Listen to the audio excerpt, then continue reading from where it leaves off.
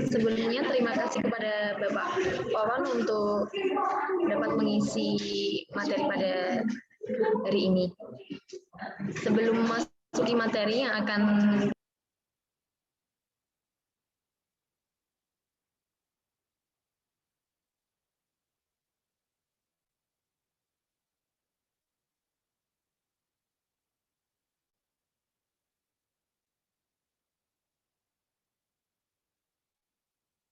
Terputus apa ya? Saya nggak dengar suaranya.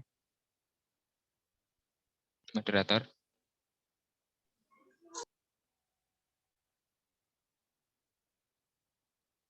Iya Pak, lagi terputus Pak.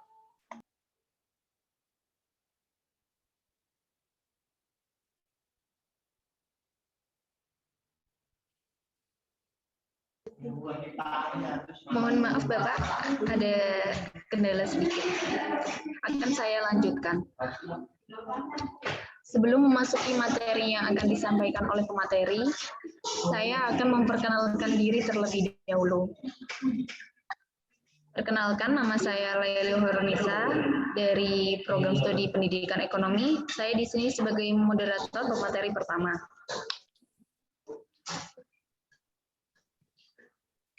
Di sini saya akan memandu materi tentang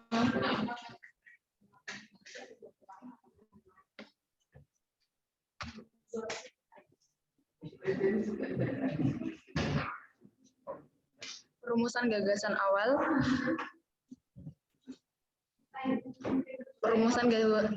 gagasan awal yang akan disampaikan oleh Bapak Wawan Wibisono, SPD, MPD. Nah, sebelum para materi dimulai, saya akan membacakan CV dari pemateri terlebih dahulu.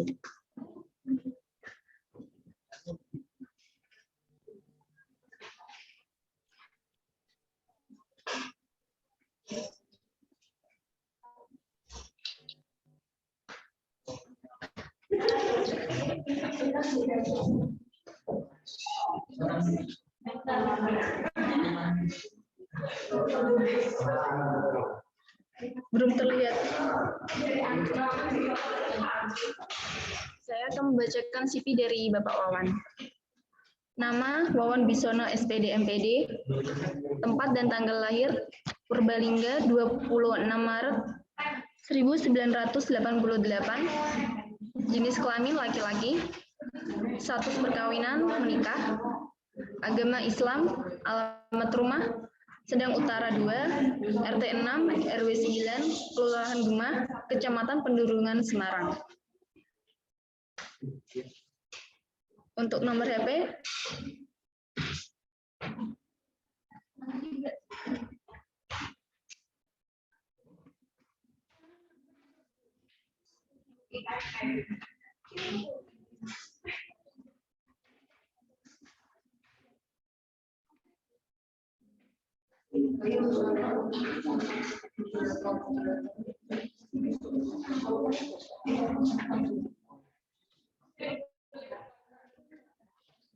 HP 085 159 442.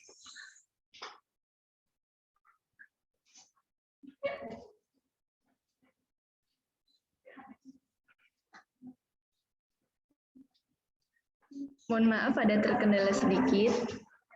Saya ulangi untuk nomor HP 085 159 442 652.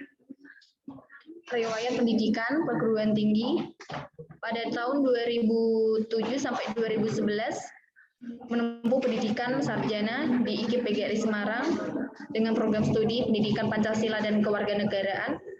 Pada tahun 2013 sampai 2015 menempuh program pendidikan Magister Perguruan Tinggi Universitas PGRI Semarang atau UNES, jurusan Pendidikan Ilmu Pengetahuan Sosial. Selanjutnya, konferensi atau seminar, lokakarya, dan simposium yang dilakukan Pak Wawan pada tahun 2022, penggalian ide dan penulisan program kreativitas mahasiswa atau PKMK dan PKMGT penyelenggara BEM FBB Universitas 17 Agustus 1945 Semarang sebagai pemateri.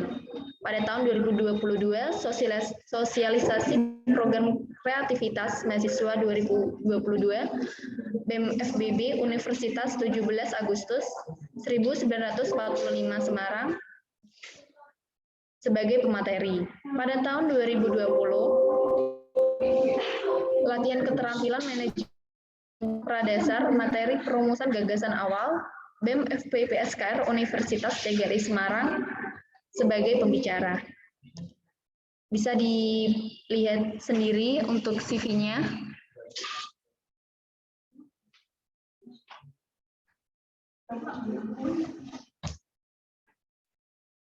Ke bawah terus itu.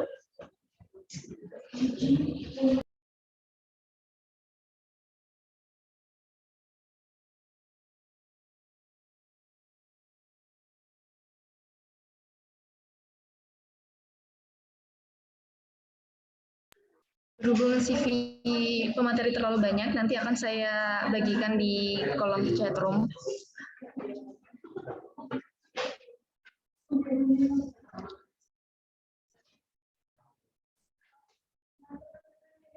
Selanjutnya saya persilakan kepada Bapak Wawan Wibisono SPD MPD untuk memaparkan materinya. Oke, terima kasih Mbak. Apa tadi? Ya, saya lupa baca tadi. Mbak Laili, Pak. Laili. Oke, Laili. Oke, terima kasih Mbak Laili dan seluruh panitia ya. Selamat pagi semuanya. Pagi, Pak. Oke, Assalamualaikum warahmatullahi wabarakatuh. Salam sejahtera untuk kita semua. Om Swastiastu, salam budaya, salam kebajikan ya, rahayu untuk semuanya. Apa kabarnya hari ini? Alhamdulillah. Oke, ini terdata di situ partisipannya 86, sehingga ketika saya bertanya itu jawabannya itu harusnya terdengar cukup banyak itu ya. Ini masih 3 kayaknya nih. Oke, siap untuk mulai? Kalau siap, mohon pada seluruh peserta khususnya bisa on cam ya. Kalau panitia kan tugasnya ngawasi kalian ya, off cam juga nggak apa-apa gitu ya. Peserta ini on cam dong. Kalau yang nggak punya background, nggak usah diganti ya. Backgroundnya mungkin Mas nggak punya green screen, Mas bagus itu kan saya nggak bisa lihat orangnya nih. Kayak holoman ya. Oke, silakan diaktifkan dulu. Karena nanti rasanya tidak enak ketika misal apa namanya tidak saya lihat saudara semua di sini.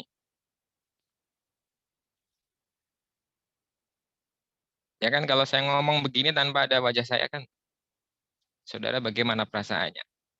Ini di awal ya, biar kita enak ke depannya. Saya dikasih waktu 2 jam ya Mbak, maksimal ya Mbak Laili ya? Iya Bapak, 1,5 jam untuk pemaparan. Oh, dan 1,5 jam. Oke, 1,5 jam pemaparan, 30 menit diskusi ya. Oke. Terima kasih yang sudah on cam, saya tunggu paling tidak ya sekitar 50%-an dong.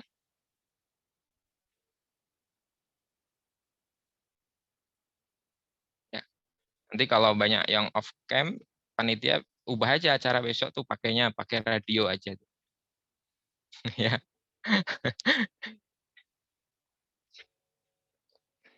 Oke. Tadi 1,5 jam materi, saya 1,5 jam nunggu kalian on cam nggak apa-apa. Oke, sambil saya share screen, saya sambil menunggu saudara semua untuk on cam, mungkin masih prepare ya, benerin jilbab yang perempuan, ya, yang laki-laki sisiran dan lain sebagainya ya. Saya share screen dulu.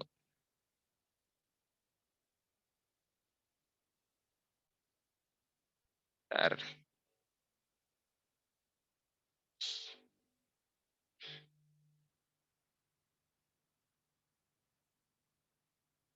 Oke ya, sudah muncul ya di saudara ya.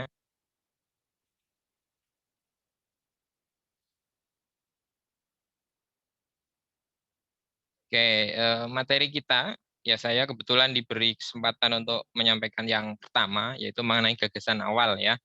Ini ada 60 peserta terdaftar yang disampaikan ke saya, cukup banyak, berarti ini dari 3 program studi ya. Di awal ini saya meminta saudara untuk, tadi kan sudah dikenalkan singkat ya, mungkin beberapa sudah pernah ketemu saya dan hampir bosan karena sering ketemu saya, kuliah dengan saya, ini acara kemarin pra-TD dengan saya, ini kalau ketemu saya lagi begitu ya. Semoga tidak bosan karena saya juga tidak akan pernah bosan untuk berbagi dengan saudara dan bertumbuh bersama ya. Oke, maka bagi yang belum pernah ketemu, izinkan saya sedikit memperkenalkan ulang. Tadi Mbak Laili sudah memperkenalkan ya. Katanya CV-nya terlalu banyak ya. Oke, yang penting cukup tahu nama dulu. Nama saya Wawan Wibisono gitu ya. Saya juga berangkat dari kampus saudara tercinta. Saya lahir dari sana. Waktu itu masih namanya IKIP PGRI Semarang ya. Saya satu PKN, satu fakultas dengan saudara. Alhamdulillah sekarang fakultasnya 3 prodi gitu ya, tidak hanya satu prodi ya. Jadi sudah sehat ya, hemat dan eh, apa namanya, cinta bangsa ya. Sehat diwakili PJKR-nya, hemat diwakili ekonominya, cinta tanah air diwakili PKN-nya. Kombinasi yang menarik ya. Oke, S2 saya di IPS di UNES ya.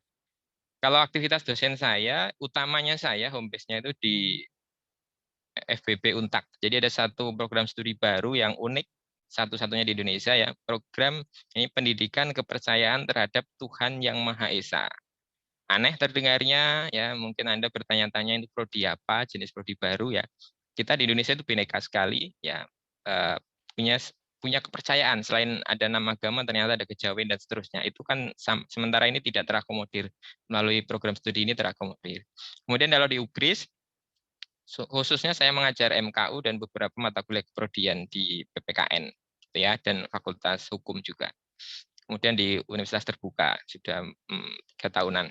Oke, organisasi seperti Anda, saya tayangkan pengalaman organisasi karena saya menganggap apa yang Anda lakukan hari ini, aktivitas yang Anda lakukan hari ini adalah sedang membangun kebaikan Anda di masa depan.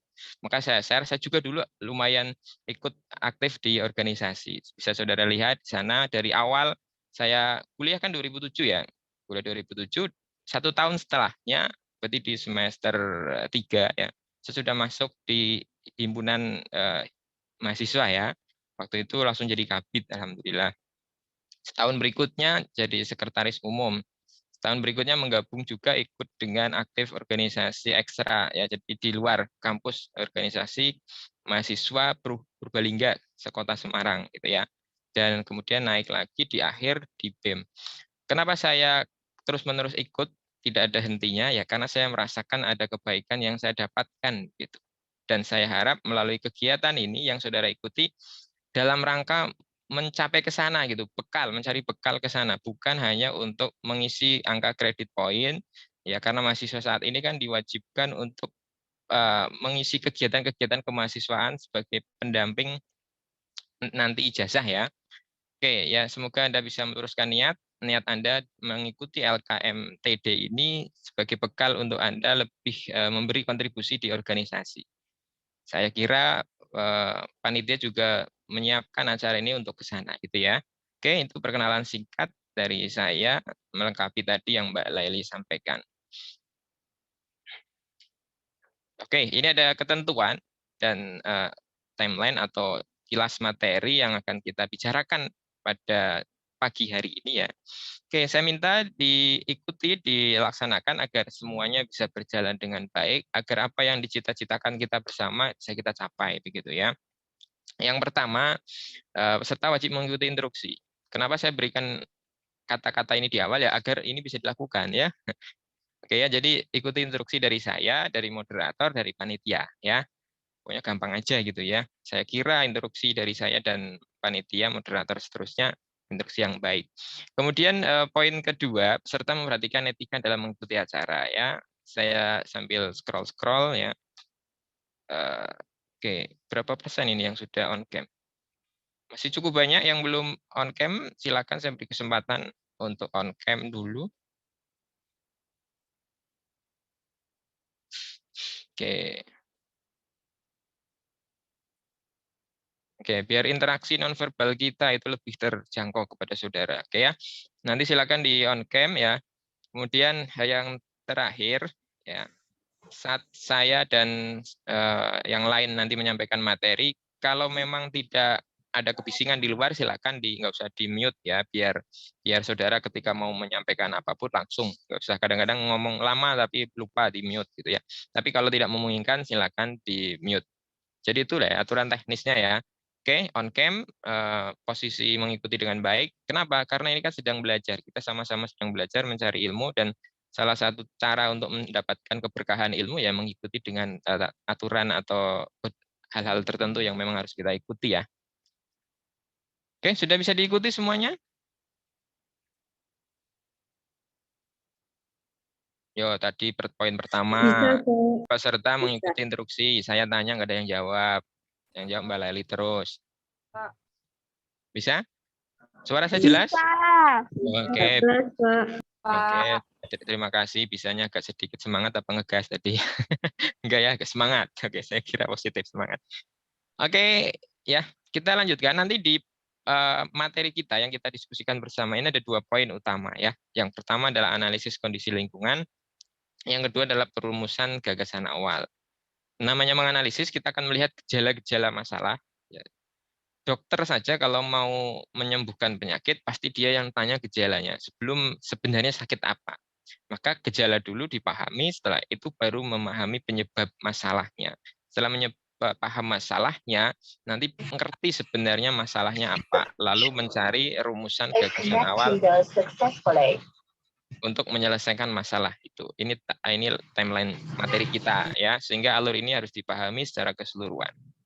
Oke, kita lanjut. Oke, Mbak Leli, kalau ada yang bising bisa dibantu di-mute-kan ya. Oke, di awal ya, analisis kondisi lingkungan ini ya dan gagasan awal adalah tahap dari perencanaan. Karena saya kira saudara nanti harapan saya juga setelah mengikuti kegiatan ini Anda aktif di organisasi. Ya, Anda aktif di organisasi ya. Pemahaman mengenai analisis kondisi lingkungan dan gagasan awal ini adalah bagian dari perencanaan. Ya. Setiap organisasi pasti punya planning untuk memberi kontribusi, ya. Dan kontribusi yang ingin diberikan mereka jalankan melalui kegiatan, mereka agendakan melalui kegiatan. Contoh agenda kegiatan ini, sebenarnya rencana mereka apa? Memberi bekal mahasiswa untuk memiliki keterampilan manajemen mahasiswa, ya kan, tingkat dasar. Lah, bagaimana mereka bisa mewujudkan itu? Maka mereka merencanakan melalui kegiatan apa yang cocok. Maka ini bagian dari sebenarnya mewujudkan visi misi.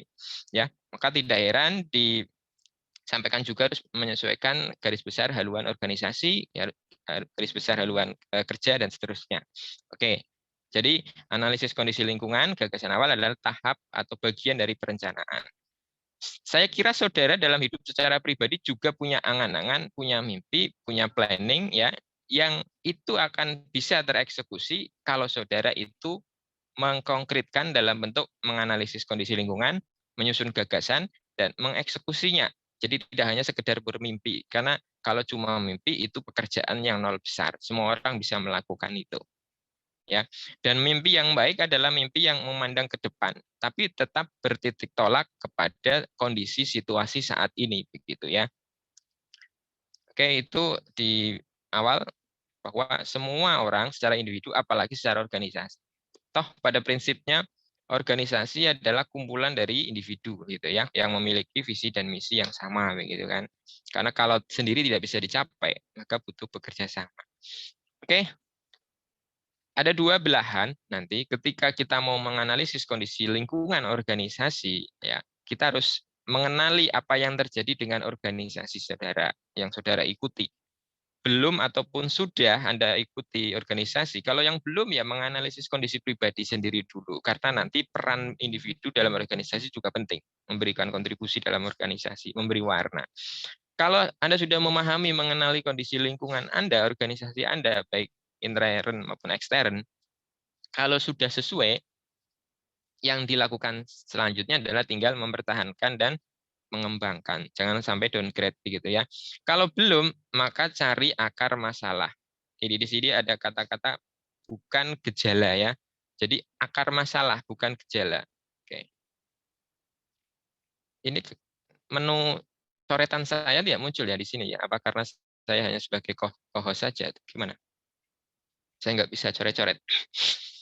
Oke, jadi yang dicari adalah akar masalah, bukan gejala masalah. Ya, nanti kita akan lihat bedanya di mana di poin-poin selanjutnya. Kalau memang belum, setelah mencari gejala cari akal masalah, lakukan analisis ya dan cari gagasan atau solusi. Begitu. Prinsipnya dalam hidup itu kan juga seperti itu. Kita dalam hidup sudah sesuai enggak mimpi kita? Kalau belum, maka bagaimana mencapainya? Kan prinsipnya sangat sederhana seperti itu. Begitu juga dalam hal berorganisasi. Oke, kita lanjutkan. Lalu sebenarnya apa sih yang dimaksud analisis kondisi lingkungan? Ya, kalau kadang-kadang disingkat analysis begitu ya, analisis kondisi lingkungan. Kita mencoba menafsirkan kata per kata dulu ya. Kalau analisis kan penyelidikan untuk mengetahui keadaan yang sebenarnya. Ya. Nanti dalam Anda menyusun karya tulis, skripsi, pasti ada bagian menganalisis karena menyelidiki untuk mengetahui keadaan yang sebenarnya. Misal nih, mungkin saya sering jadikan contoh karena ini paling sederhana untuk dipahami. Bayi menangis begitu ya.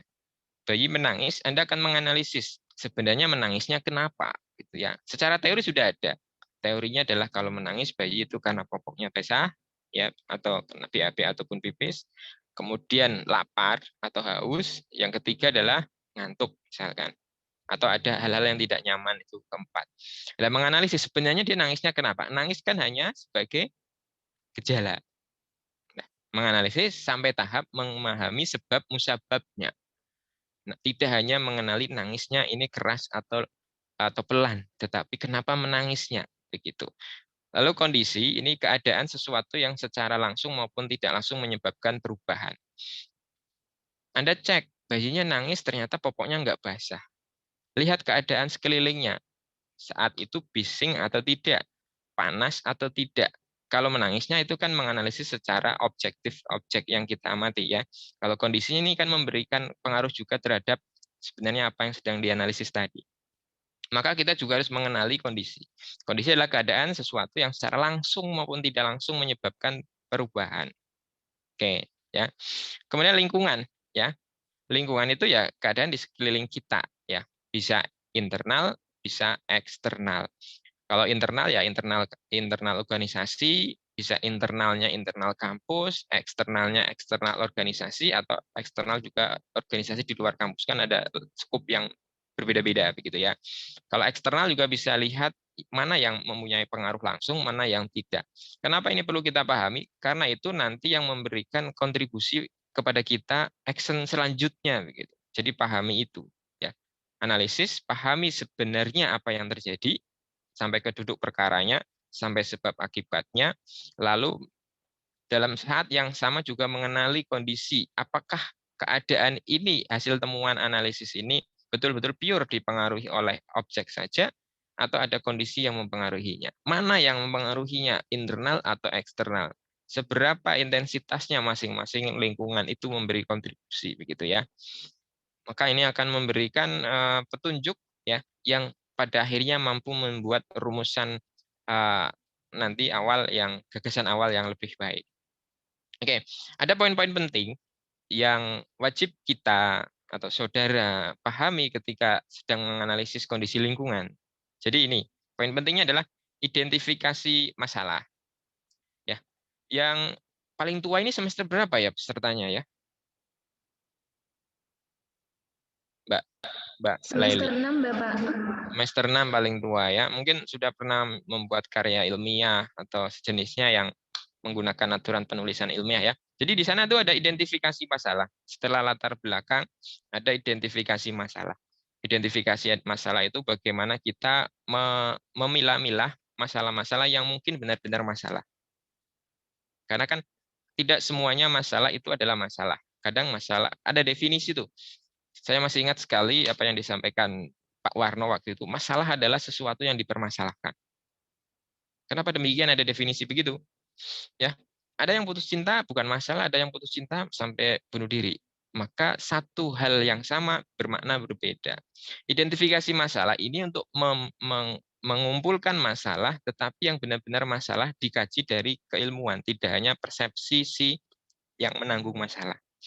Lalu setelah identifikasi masalah ini jadi terkumpul masalah yang betul-betul ini perlu solusi, bukan baper, efek baper saja.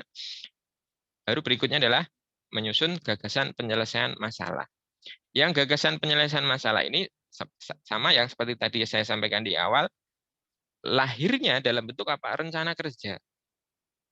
Rencana kerja. Saya tanya kepada saudara, adanya kegiatan ini, masalah yang ada di mahasiswa apa sih? Kenapa BEM, ya FPPSKR, harus menyelenggarakan LKM MTD?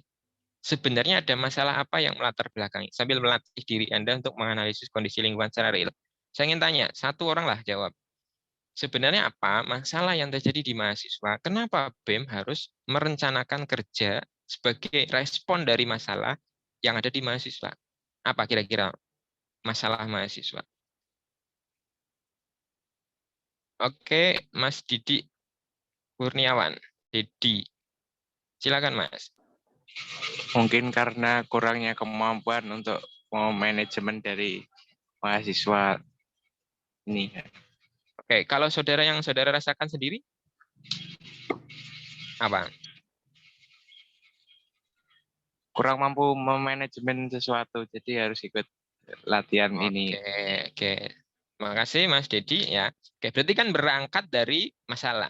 Kurang mampu memanajemen diri ya sebagai mahasiswa. Karena pada dasarnya mahasiswa ada kata-kata maha, siswa yang punya kemahaan. Salah satu mahanya adalah memanajemen diri karena dia jauh dari orang tua, menentukan nasibnya sendiri seakan-akan ya.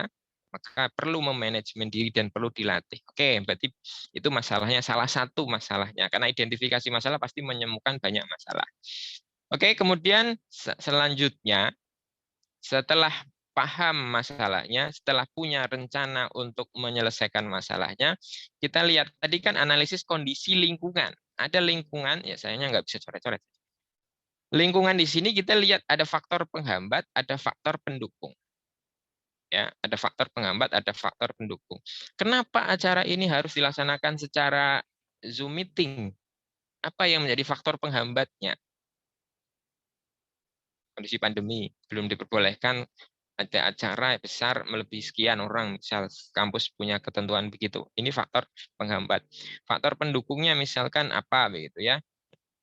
Ini salah satu kegiatan yang paling nyaman Zoom itu ya bagian konsumsi ya. Ada enggak seksi konsumsi di sini ya? Banyak seksi itu kan yang menghabiskan dana 20% ke atas. Hari ini saya lihat pendaftarannya cukup murah. Ini karena nggak ada konsumsinya. Konsumsinya puasa lagi. Paket hemat ini ya. Semoga hemat tetap bermanfaat dan maksimal hasilnya ya. Oke, belajar ya dalam kondisi puasa, insya Allah berkahi. Insya Allah ya.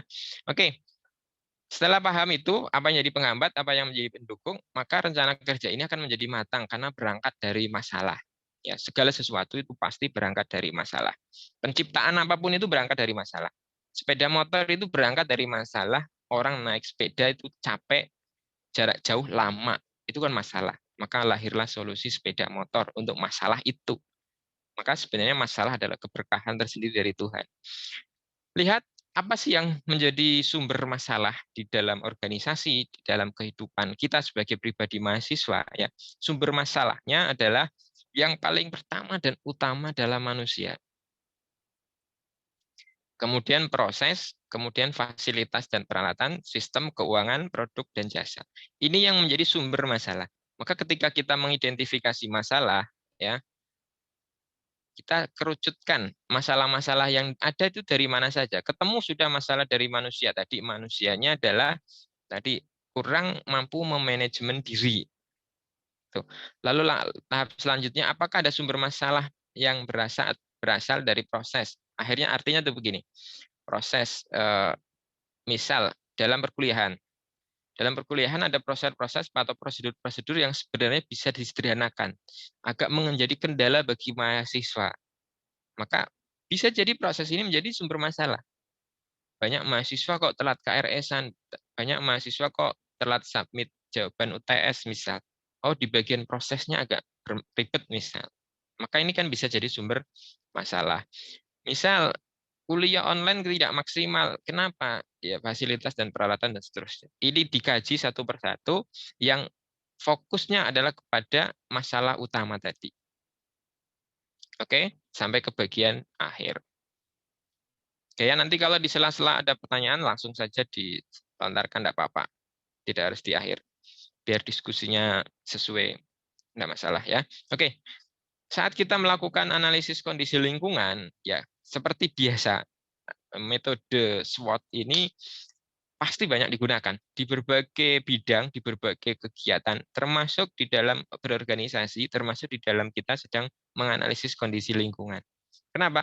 Karena memang analisis yang tepat adalah menggunakan 4 poin ini. Bagaimana kita melihat kekuatan dari kita ya secara pribadi ya. Setiap pribadi kan punya keunggulan masing-masing. Ya, dan setiap pribadi juga punya kelemahan masing-masing. Kalau kekuatan dan kelemahan ini kan berangkat dari intern pribadi kita atau organisasi. Kalau peluang dan ancaman ini kan lebih kepada ya bisa dari intern, bisa dari dalam diri, bisa dari luar diri begitu. Oke, maka kita wajib memahami diri kita. Bukankah perintah memahami diri juga perintah dari Tuhan ya? Mulai mengenal diri maka mengenal Tuhan. Kenapa seakan-akan mengenal Tuhan? Karena dengan mengenal diri itu kita bisa seakan-akan bisa memprediksi, seakan-akan kita bisa memberikan solusi yang tepat ya.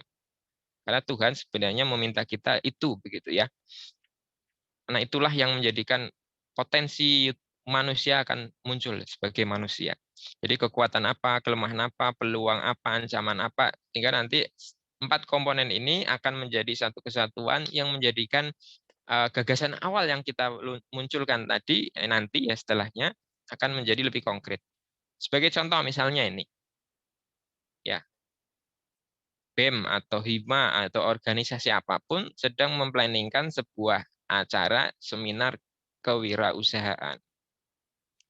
Dengan latar belakangnya tentu ya secara nasional ya atau global bahwa negara-negara yang ekonominya maju mereka punya warga negaranya berwirausaha itu di atas 6%. Misalkan Singapura. Singapura kenapa menjadi negara yang begitu besar? Karena mayoritas cita-cita warganya bukan jadi pegawai, bukan jadi PNS, tetapi jadi pengusaha. Maka sebenarnya kewirausahaan ini penting, misalnya dan seterusnya begitu ya. Anda harus punya latar belakang itu ya. Lalu Anda analisis kekuatannya apa?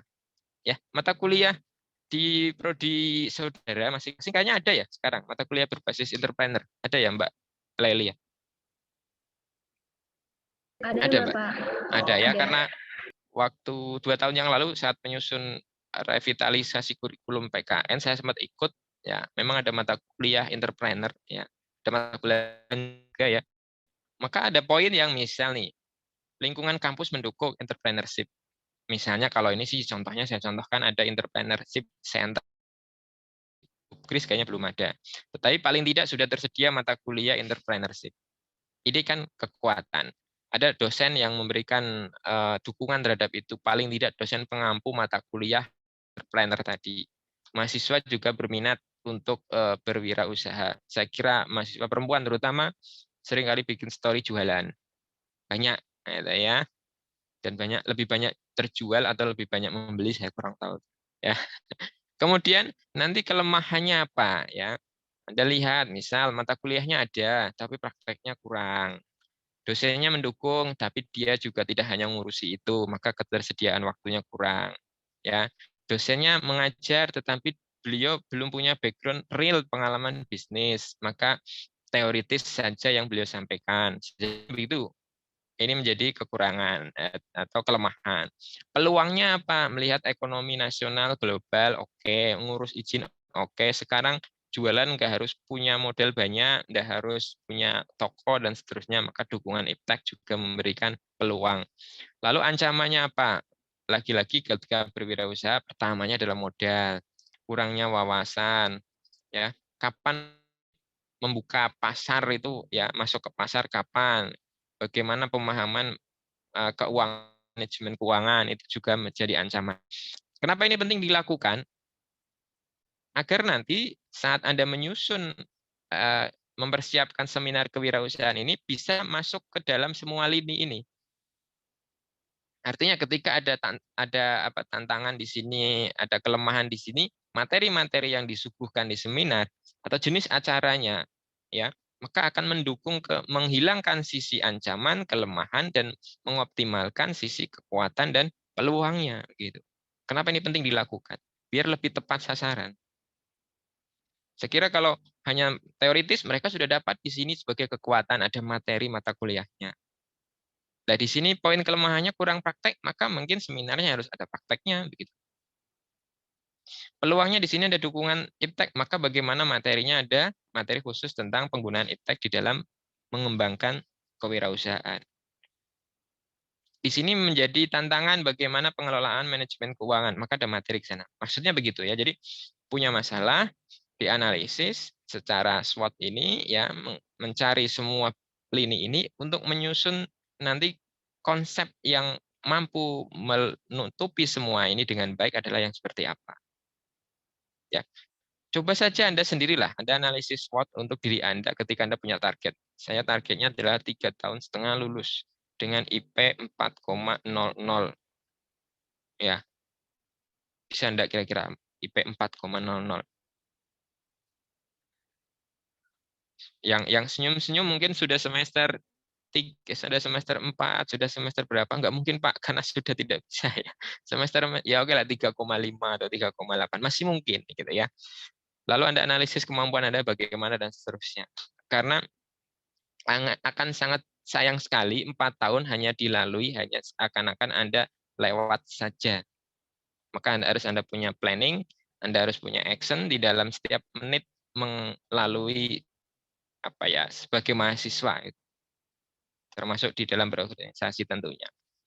Oke, itu di bagian awal ya, di bagian analisis kondisi lingkungan. Lanjut, setelah kita paham ya menganalisis SWOT ini, langkah berikutnya adalah bagaimana menyusun gagasan awal. Ya, jadi gagasan awal prinsipnya sederhana adalah pemikiran mendasar untuk bertindak.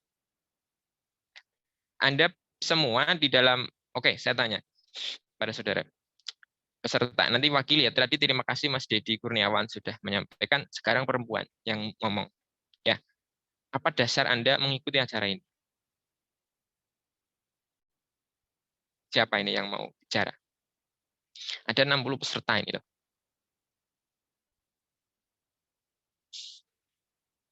Tiba-tiba hilang semua.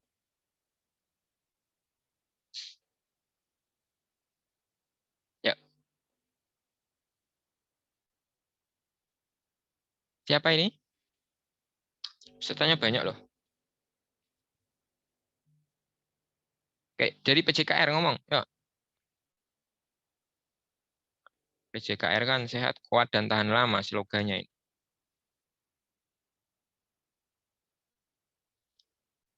Yuk, Mbak Azimatun deh yang nongol di depan.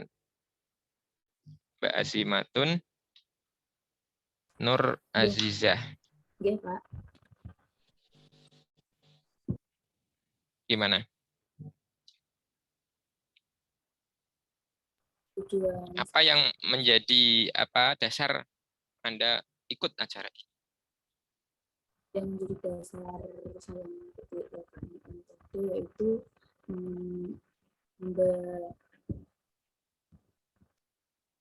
Dipaksa teman, diancam panitia,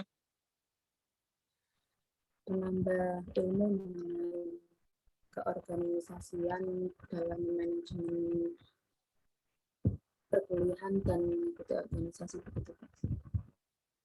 menambah ilmu. Ilmu apa ya?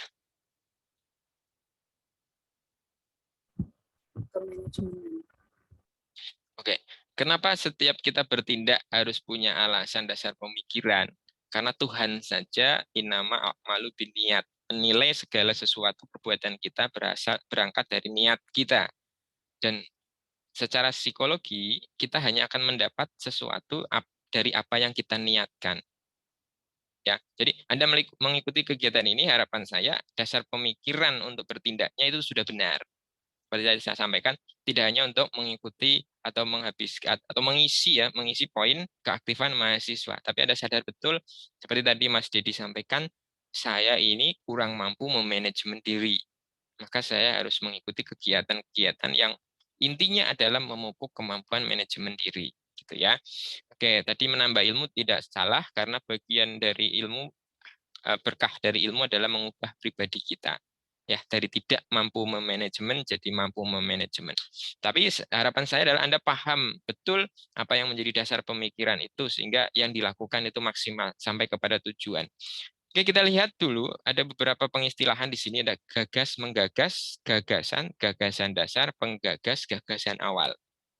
Ya, kalau gagas menggagas itu bagaimana saudara ya memikirkan sesuatu, mengonsep sesuatu. Kalau gagasan hasil dari buah menggagas. Kalau gagasan dasar itu gagasan tentang sesuatu sebagai pokok atau tumpuan berpikir selanjutnya. Ya. Jadi kalau di dalam Anda nanti membuat karya tulis, meneliti atau apa kan kadang butuh teori dasar. Ya kan? Sama dengan kita bertindak butuh alasan utama begitu. Alasan utama selain alasan atribut lain. Oke lah, memang mengisi poin keaktifan mahasiswa itu tapi menjadi hanya atribut pendukung lain, bukan yang utama.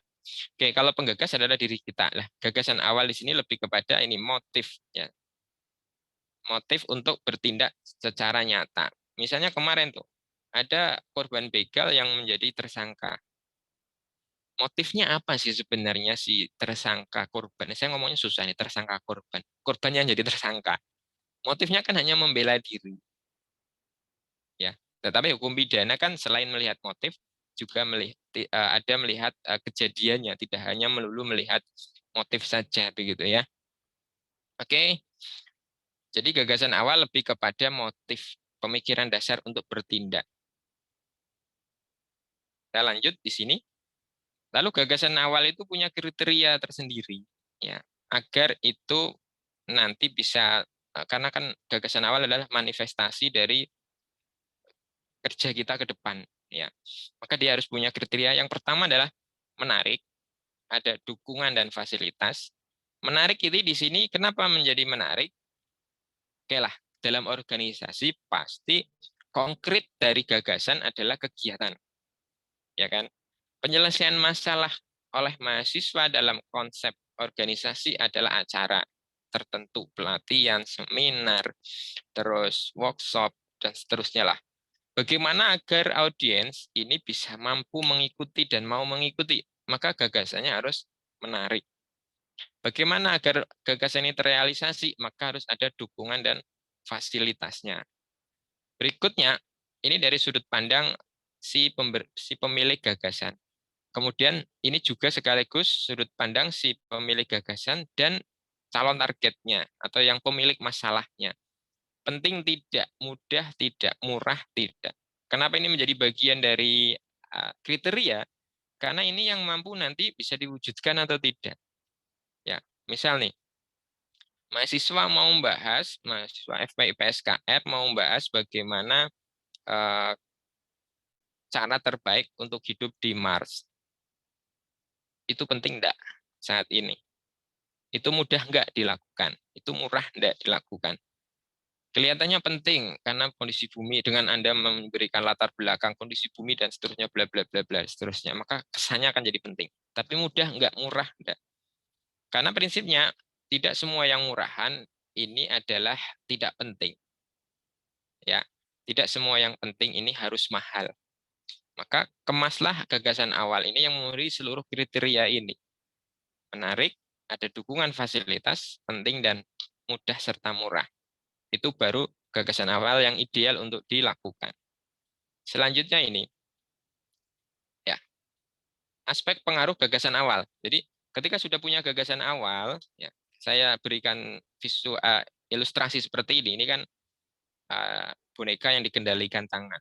Maka ada yang memberikan pengaruh terhadap kinerja kita. Sebenarnya apa sih yang memberikan kontribusi atau pengaruh kepada gagasan awal kita ya? Kita lihat di sebelah kanannya. Ya, saya tuliskan yang pertama adalah ketajaman dalam merumuskan visi dan misi. cek lagi itu ketua BEM misalnya. Anggotanya paling nggak hafal enggak visi misi, paling nggak hafal satu kata per kata, ngerti enggak visi misinya. Jangan sampai mereka ikut kegiatan hanya guyub-guyuban saja tanpa ngerti visi dan misinya. Karena dengan tahu visi misi, ketajaman merumuskan visi misi ini, kita bertindaknya itu ada ruhnya. Contoh lah, kenapa yang Muslim itu sholat? Jengkang-jengkingnya itu harus paham maknanya begitu kan. Ada kekuatan di dalamnya. Ini caranya adalah pemahaman kita terhadap visi misi organisasi. Kemudian poin yang tadi sesuai yang disampaikan di awal adalah kemampuan menganalisis SWOT-nya. Maka nanti kegiatannya itu lebih efektif, efisien menjangkau masalah yang sebenarnya. Saya tanya, berapa kali Anda ikut seminar? Sudahkah seminar mampu mengubah Anda? Saya pernah ngomong tuh bahwa China sampai ke bulan itu dengan pesawat ulang-alik. Indonesia, mahasiswanya bisa sampai ke bulan dengan menaiki tumpukan materi seminar. Maksudnya bagaimana? Kadang-kala kita ya tidak memanfaatkan apa yang kita ikuti dengan baik. Ya, hanya ikut selesai, ikut LKMTD kemarin, lanjut ke pra-TD, ke TD, tapi nggak ada endapan yang ada di dalam diri kalian yang berubah begitu.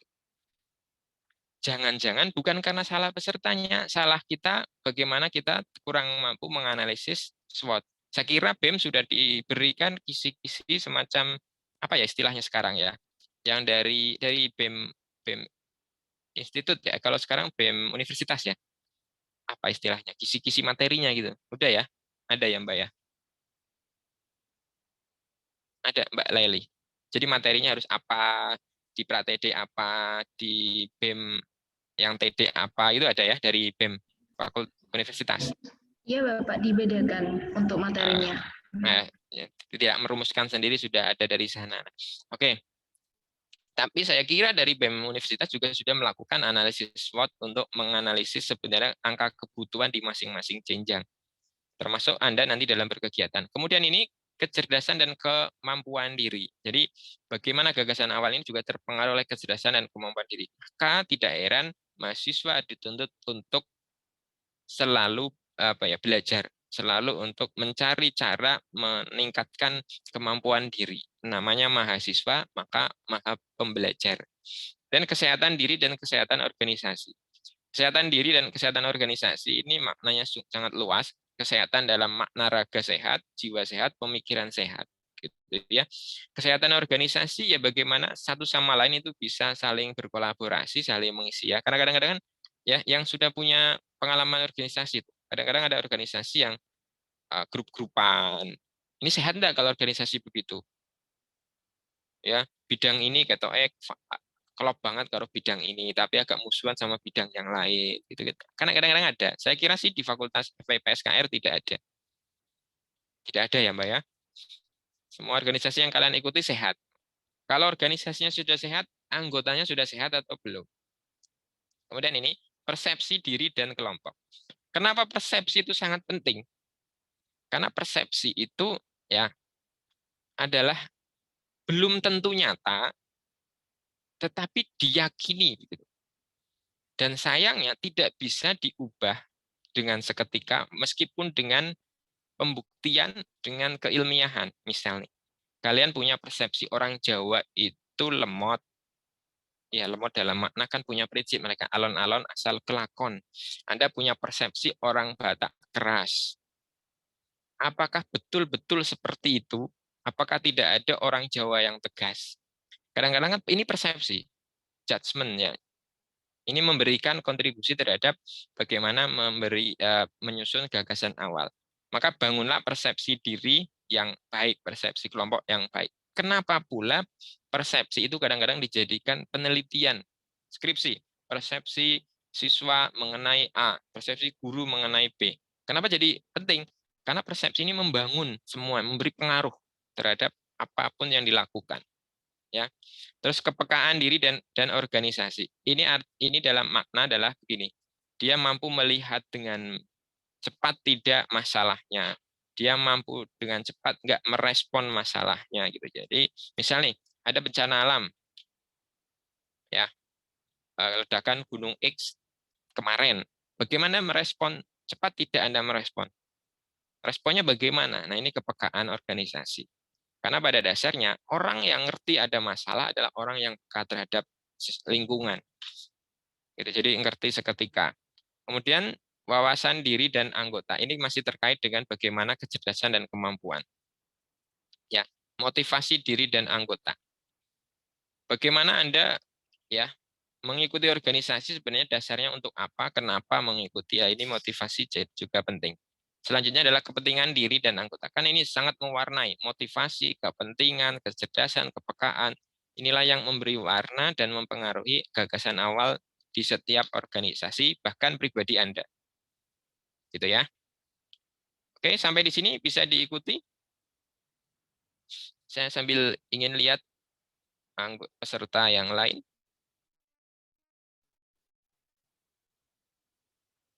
Oke, sudah on cam berapa orang ini? Ya, silakan on cam dulu. Saya ambil jeda, ya sambil jeda saya ingin bermain-main sedikit. Ya, saya panggil Mbak Selva Oktiana. Dengar suara saya?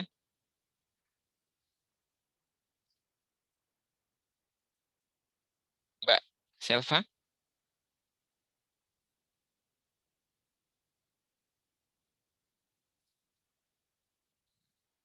Enggak dengar suara saya. Maaf Pak, ini saya lagi rapat di sekolahan. Lagi rapat di sekolahan. Oke. Mbak Dewi Puji? Halo Pak. Oke. Sedang apa ini?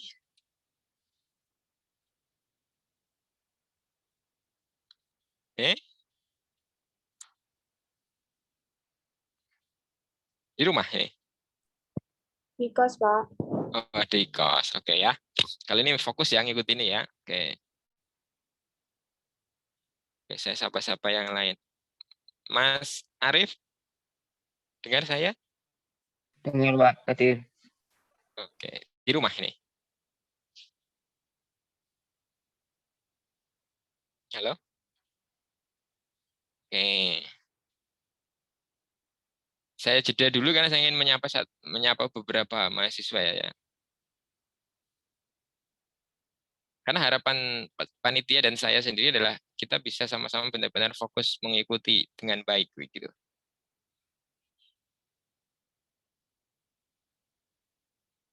Mbak Ruroh ini jadi peserta nih sekarang. Iya Pak. Oke. Oke, terima kasih yang benar-benar sudah meluangkan waktu untuk mengikuti dengan baik. Yang tadi sembari mengikuti aktivitas lain, semoga bisa membarengkan semuanya bisa maksimal ya. Oke, kita lanjut ya. Ini saya kok nggak bisa share screen lagi, Mbak. Dibantu.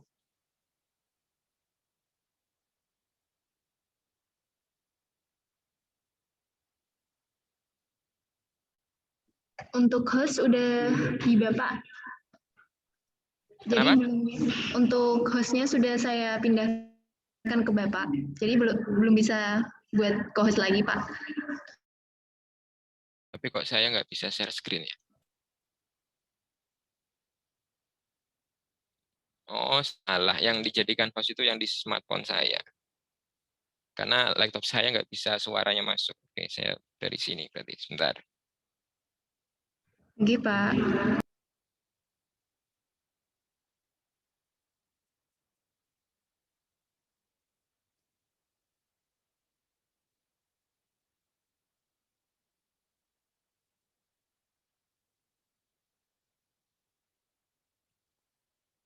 Oke.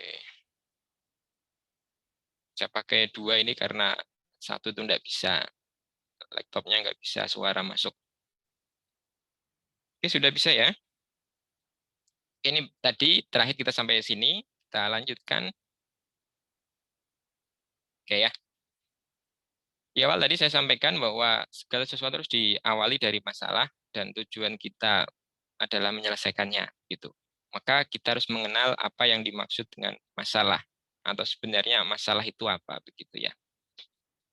Konsep sederhana dari masalah adalah yang pertama ini ya, secara umum adalah kesenjangan antara harapan dan kenyataan.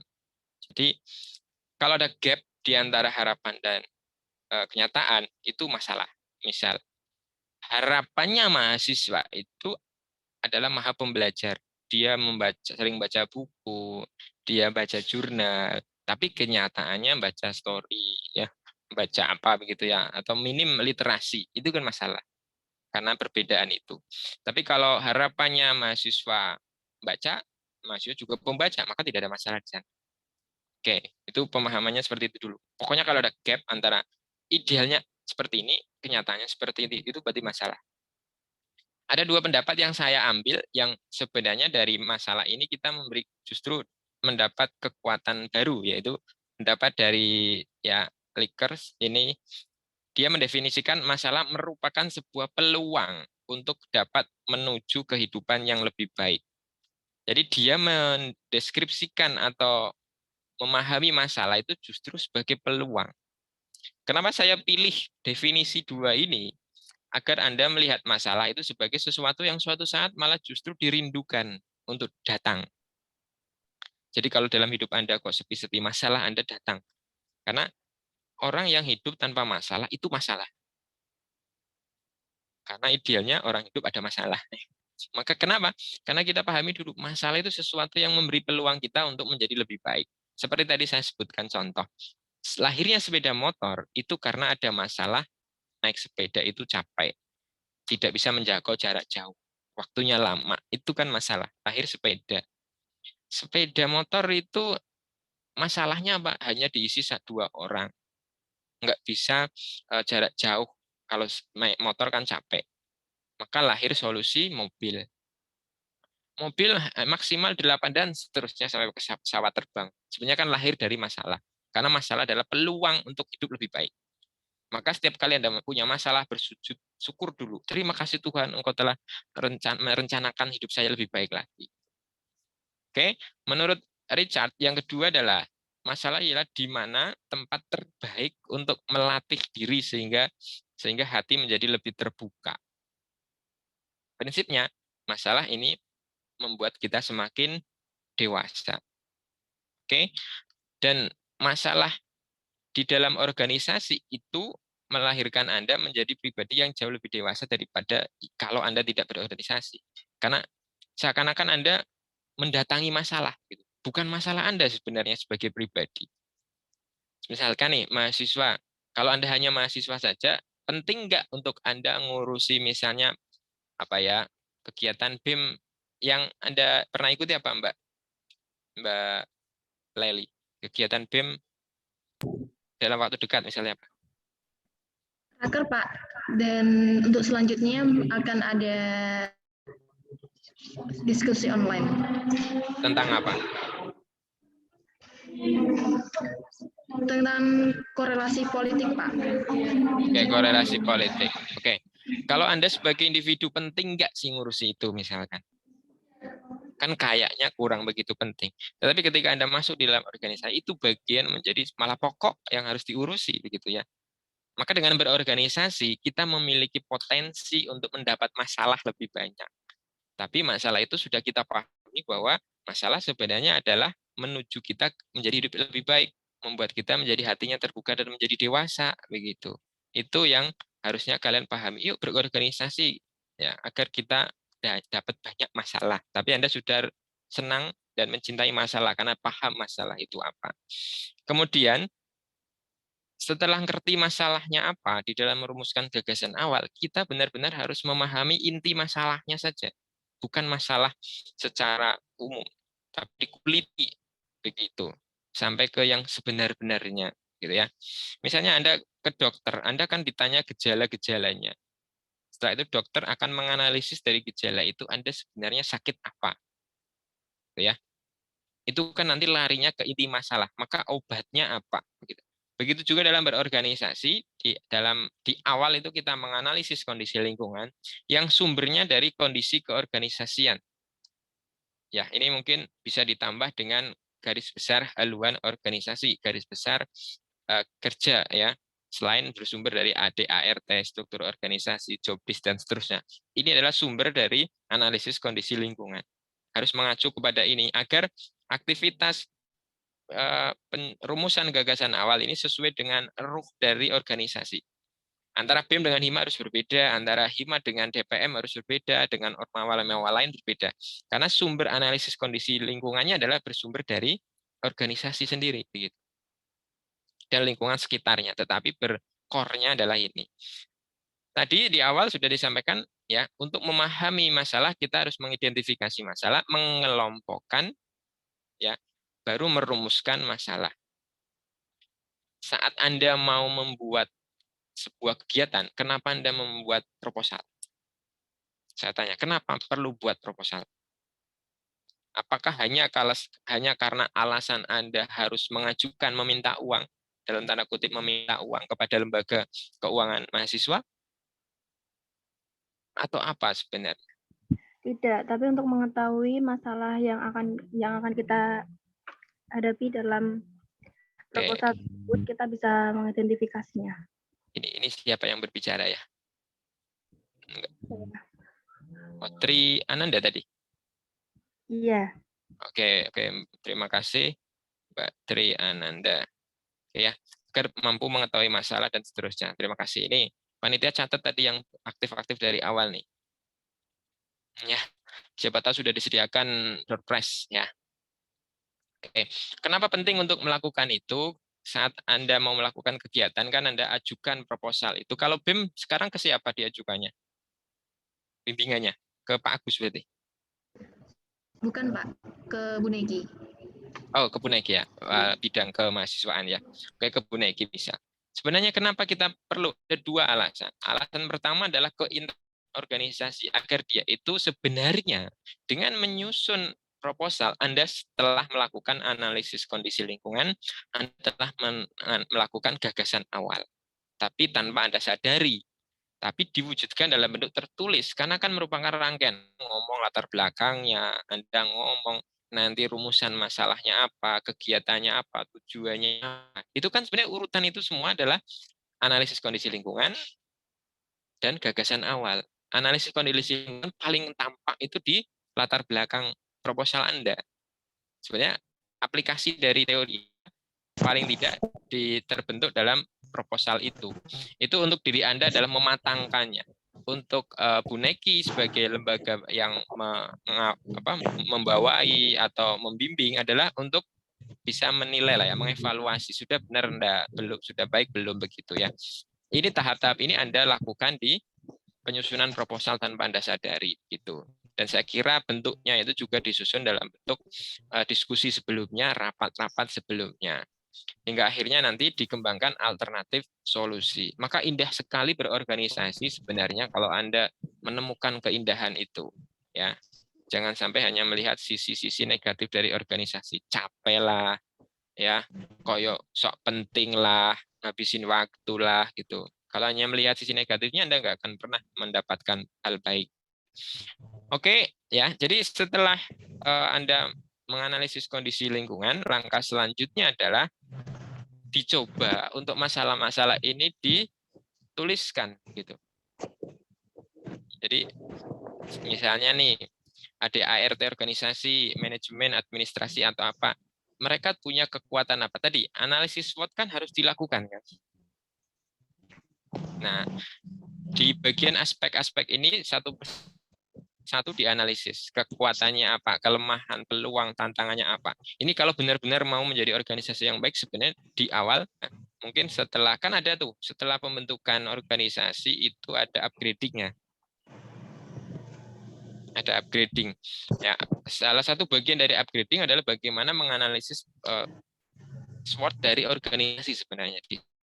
Ya, saya juga sempat beberapa kali ngisi acara upgrading-nya.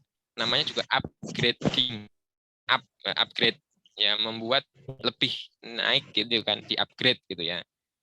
Maka agar organisasi yang sudah terbentuk itu mengupgrade dirinya gitu.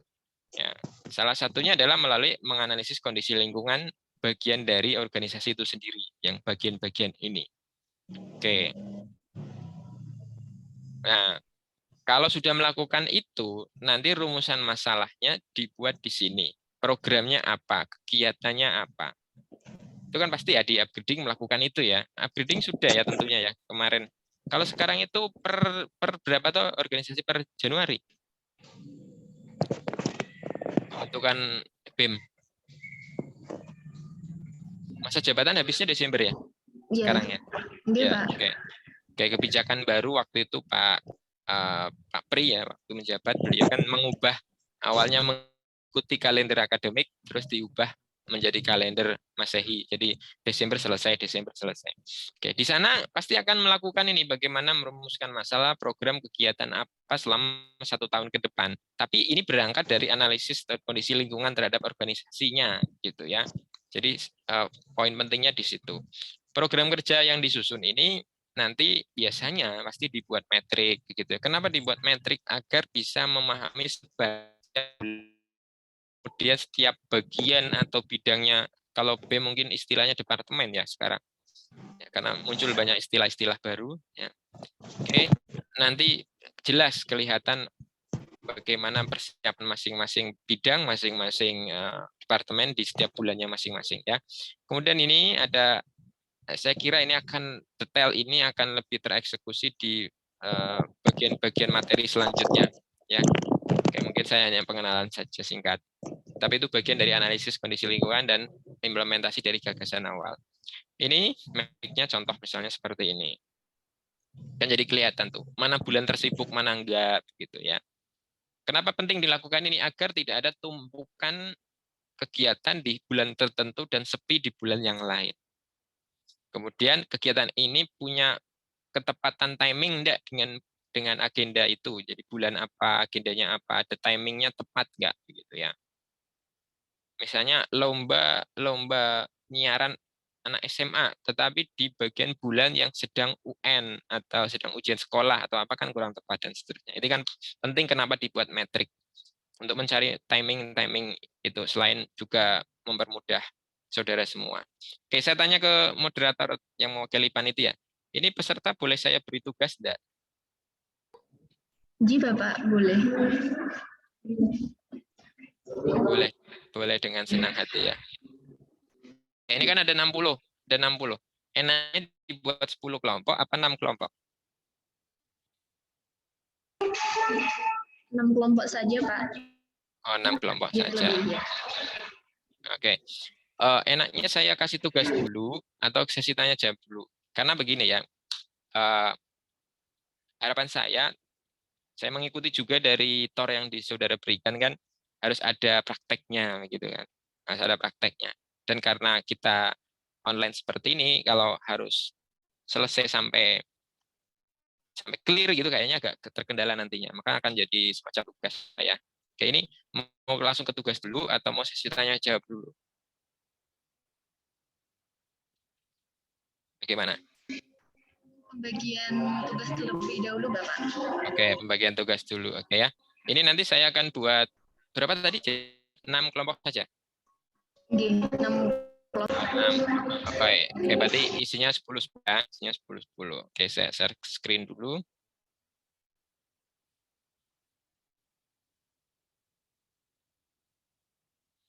Oke. Oke. Silakan masing-masing individu mahasiswa bisa di screenshot dulu untuk bekal nanti ya. Meskipun nanti bisa jadi saya kirim ke panitia bisa mengirimkan ke Anda, tapi lebih efektif saudara screenshot dulu bagian ini dulu ya. Jadi nanti saudara secara kelompok yang ada 10, semoga banyaknya anggota memberikan banyak kontribusi sehingga maksimal hasilnya. Tidak ada justru yang sebaliknya tidak bekerja gitu ya. Oke, pertama nanti Anda coba analisis apakah organisasi kemahasiswaan yang Anda, ya, saya kira akan bervariasi satu anggota itu, satu kelompok, ada yang ikut organisasi, ada yang tidak, ada yang ikut A, B, dan seterusnya. Silakan diskusikan saja, sepakati sebagai contoh di situ ya. Analisis apakah organisasi yang Anda ikuti kira-kira punya harapan apa kalau organisasi ini gitu. Gitu ya. Kemudian tulis kira-kira harapan dari organisasi BEM itu apa ya? Atau HIMA atau ormawa lain di lingkungan UPGRIS ya. Lalu Pak, coba secara sederhana Anda pahami kira-kira harapan itu sudah tercapai atau belum. Mana yang sudah, mana yang belum. Mungkin ada harapan yang sudah, ada harapan belum. Yang belum nanti yang ini disebut masalah. Jadi Anda mau coba menganalisis kondisi lingkungan. Oke ya, langkah pertama adalah itu. Kemudian coba pikirkan kegiatan-kegiatan apa yang relevan untuk memenuhi harapan-harapan yang belum tercapai. Inilah yang disebut dengan gagasan awal. Jadi sebenarnya saya ingin Anda praktek secara konkret dari teori tadi yang saya sampaikan kepada saudara. Jadi berangkatkan dari harapan, visi misi, ya kalau sampai ke visi misi kan agak susah. Harapan umum lah organisasi itu apa, ya. Lalu sudahkah tercapai belum? Kalau yang belum itu yang akan dieksekusi, yang dilahirkan menjadi gagasan awal. Oke, sudah paham maksudnya seluruh peserta? Paham, Pak. Oke, nanti organisasinya apa? Tulis, sepakati dalam satu kelompok. Ya, kemudian setelah itu, oke, saya lanjut. Nah, tuangkan dalam bentuk ini. Jadi nanti tulis dulu jawaban ini. Ya, ini screenshot sudah. Nanti tuangkan di sini gagasannya. Mungkin tidak usah terlalu banyak kegiatannya. Anda misalnya nih sudah menemukan yang tidak atau belum terwujud 4, tapi Anda ambil 1 aja. Dari itu untuk diimplementasikan sebagai gagasan awal. Oke. Nanti kegiatannya apa yang relevan untuk mewujudkan harapan tadi. Sasarannya siapa? Ya, tujuannya apa? Waktu. Ya, ini hanya perkiraan-perkiraan saudara saja, termasuk biaya kasarnya, ya.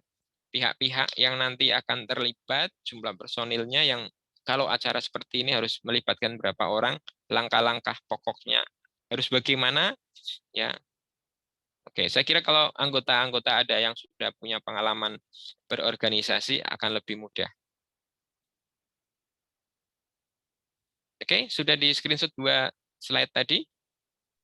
Sudah, Pak. Sudah, Pak. Sudah memperoleh gambaran yang harus dilakukan? Mbak Maaf, Laili, Pak. kita gimana? Tapi kalau mahasiswa yang belum atau tidak ikut organisasi sepertinya kurang relate, Pak, kalau mau analisis organisasi. Oke. Tinggal nanti satu kelompok itu apakah benar-benar tidak ada yang tidak punya pengalaman organisasi begitu. Ya, jadi nanti Mas Didik ya, terima kasih tadi memberikan statement seperti itu. Justru di sini untuk berlatih ya. Untuk berlatih secara pemikiran dulu sebelum Anda terjun di sana. Nanti nggak terlalu yang sampai harus detail sekali ya, dan hanya satu saja gagasan yang akan diimplementasikan. Gitu. Oke. Bapak izin bertanya boleh, Bapak? Oh, boleh. Ini kan Siapa? tadi Sultan. Sebelumnya mohon maaf belum bisa on cam tapi saya menyimak kok, Pak. Oke, terima kasih. Ini Pak, tadi kan katanya dibagi kelompok ya. Terus dibagi kelompoknya itu oleh Bapak atau kita itu milih sendiri. Kalau semisal ya kita milih sendiri, kita tahu orangnya siapa kayak gitu. Terus juga berorganisasi atau tidak. Terus kalau semisal ya emang dibagi sama Bapak juga lebih enak juga, lebih efisien juga. Terus ini perlu dikumpulkan sekarang atau nanti gitu. Terus cara pengumpulannya itu gimana? Lewat apa gitu, Pak? Mungkin gitu aja sih, Pak. Oke, terima kasih ya Mas Sultan. Ya, Pak. Oke, ini bagian memang seharusnya selanjutnya yang akan saya sampaikan adalah teknisnya ya. Ini nanti akan saya bentuk record room ada 6 ya. Saya sudah buat ada 6 room. Silakan isi, Anda milih sendiri random, ini tidak berdasarkan apapun, silakan pilih satu-satu. Kalau sudah isinya 6, Anda keluar pilih yang lain. Bisa ya? Bisa menggunakan menu ini kan? Silakan join ke room masing-masing. Misalnya Mas Dedik sudah masuk ke room 2 dan seterusnya. Kalau udah 6, kalau udah 10, kalian cari yang lain.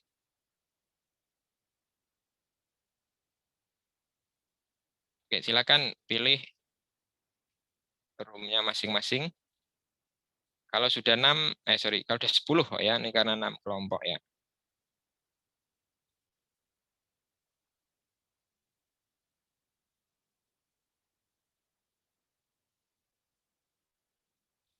Oke, yang masih di luar bisa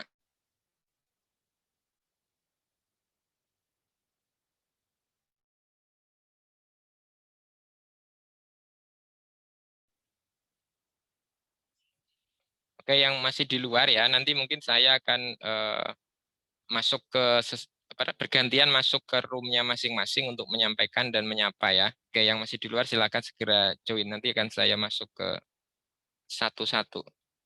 Oke, saya masuk dari yang room 1 dulu. Room 2 lewat ini.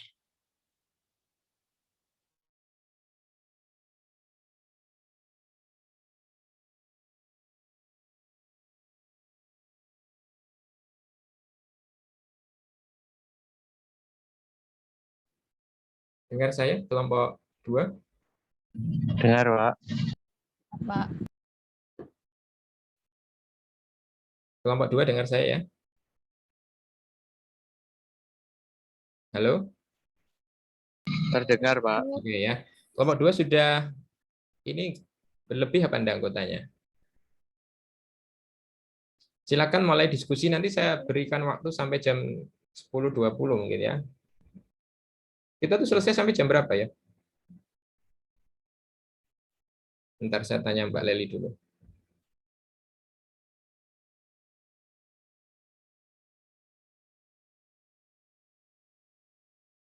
Sampai jam 11, Pak.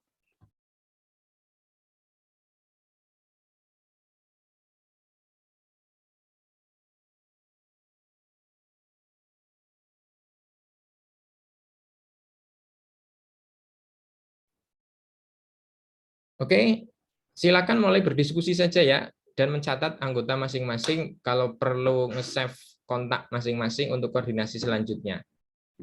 Ya. Oke. Jangan diem-diem saja ini kok, diem-diem baik ya. Oke, sepertinya Mas ya, saya close semuanya saja dulu ini.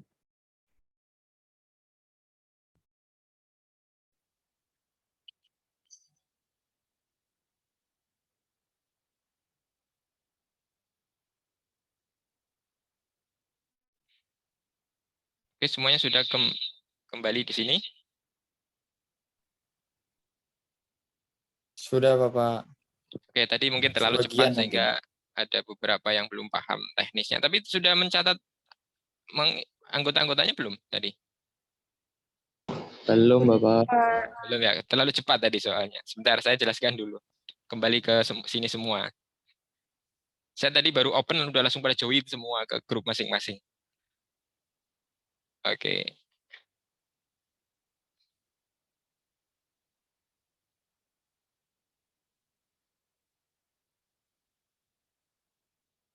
Oke, 60-an. Tadi 80 ya.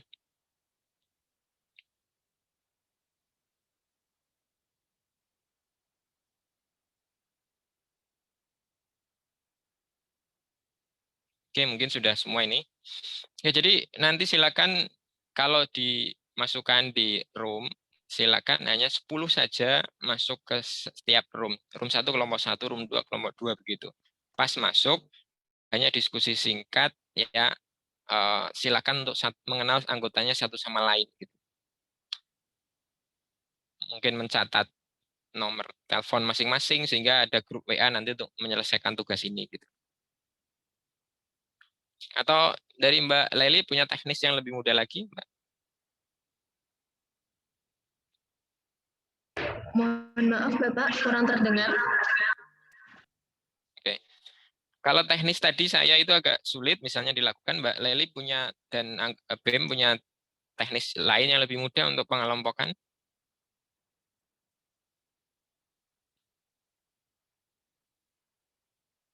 Bisa dibantu saya? Untuk pembagiannya dapat melalui grup WhatsApp bagaimana, Bapak? Oh ya, boleh ya. Nanti dikelola sama BEM saja ya. Nanti saya dimasukkan, silakan. Saya enggak ya, silakan. Intinya saya boleh Oke, sebentar dulu ya.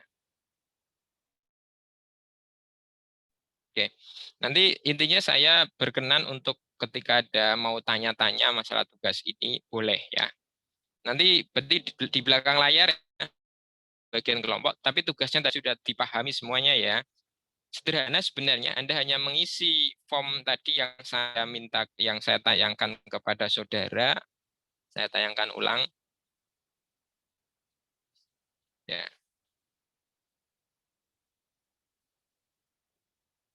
Oke, yang bagian ini. Oke, hanya mengisi ini saja, tapi diawali bagian ini ya. Sederhana sebenarnya kalau mau dilihat ya. Nanti ngisi ini bagian bawah, udah itu aja. Oke, nanti pengumpulannya kapan, Mbak? Yang apa, Mbak Leli itu kan kita kan punya kegiatan-kegiatan selanjutnya dari materi selanjutnya. Kira-kira kapan dikumpulkan? Nanti saya diberi akses untuk melihat hasilnya.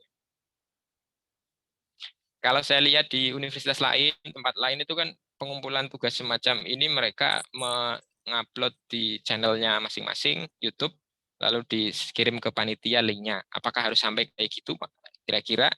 Atau teknis lain terserah? Untuk penugasannya akan dikumpulkan di Google Form, Pak, melalui catatan. Oke, boleh.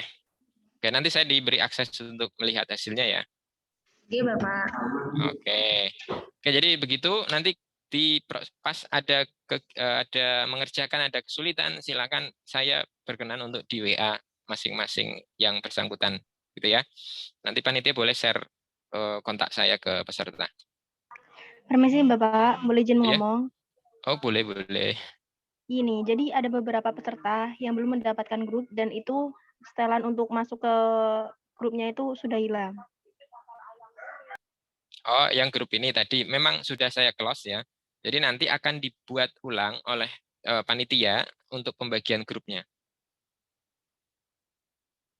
Gitu. Ya, Baik, mungkin terima kasih Bapak.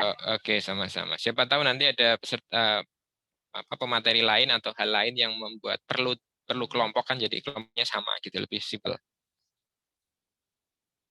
Gitu ya. Jadi nanti pengelompokannya akan dibantu oleh panitia lagi melalui diinformasikan melalui grup WA. Pengumpulannya kapan? Teknisnya tadi melewat Google Form ya atau Google Drive. Nanti teknisnya detailnya akan disampaikan oleh Mbak Leli atau perwakilan dari BEM.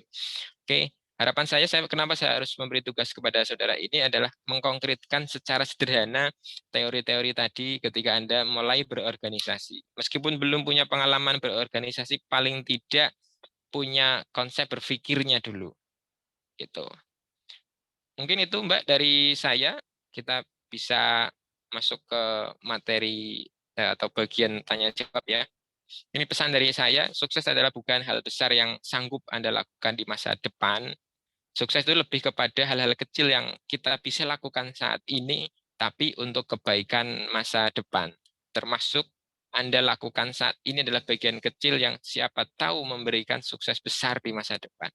Maka sungguh-sungguhlah dalam beraktivitas sekecil apapun aktivitas Anda. Catatannya adalah aktivitas yang positif tentunya. Oke, terima kasih untuk semuanya ya. Kita lanjut di sesi diskusi. Saya kembalikan ke Mbak Laili. Saya ucapkan terima kasih kepada Bapak Wawan Wibisono SPD MPD atas pemaparan materinya. Semoga apa yang disampaikan dapat bermanfaat bagi kita semua. Selanjutnya saya akan membuka pertanyaan bagi 3 peserta yang ingin bertanya. Dapat melalui kolom chat Zoom atau raise hand, lalu membuka mikrofonnya. Silakan.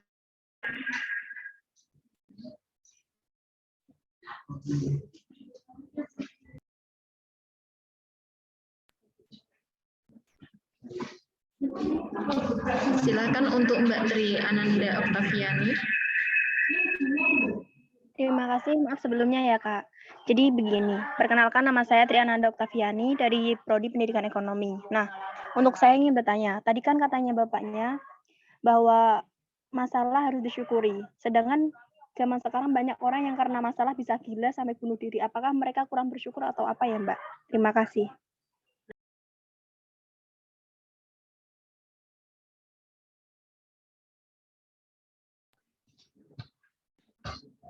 Mohon maaf Bapak, untuk pertanyaan dapat langsung dijawab atau saya tampung terlebih dahulu? Oke, langsung saja boleh ya, Mbak Tri Ananda ya.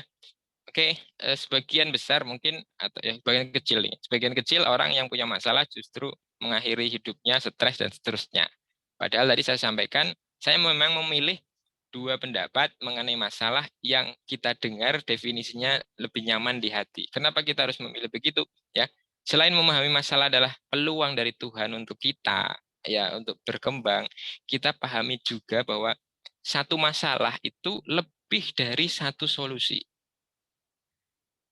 Tuhan saja memerintahkan kita setiap penyakit ada obatnya. Ya, kenapa demikian terjadi? Kalau ditanyanya kenapa demikian terjadi, berarti ya memang secara psikologi masing-masing yang punya masalah itu kedewasaan berpikirnya, keterbukaan hatinya untuk menghadapi masalah itu yang berbeda-beda gitu.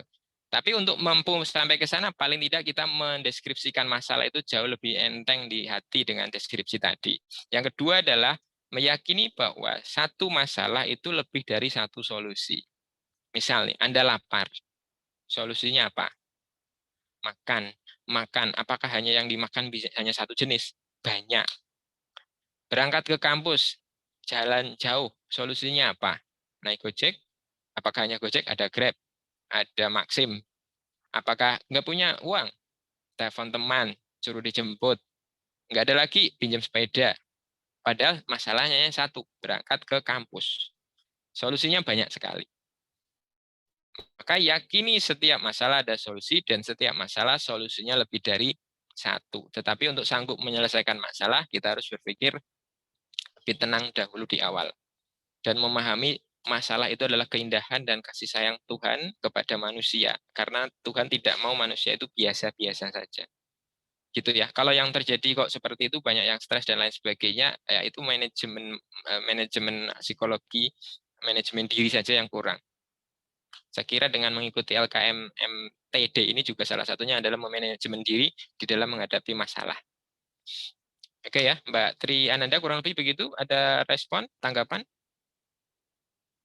Berarti semua itu tergantung cara bersyukur masing-masing dari setiap orang dan cara sudut pandang. Ya, cara sudut pandang yang digunakan, cara menyikapi masalah, dan bagaimana tetap bersyukur di semua kondisi. Baik, terima kasih Bapak. Oke, misalnya satu contohkan, tambahan. Putus cinta, apa yang bisa disyukuri? Punya kesempatan mendapat yang lain yang lebih baik darinya. Enggak meratapi justru. Berarti kan kesempatan untuk mendapatkan yang lebih baik darinya. Itu kan jarang dipikirkan orang. Oke, gitu mungkin. Saya kembalikan ke Mbak Laili. Terima kasih Bapak atas jawabannya.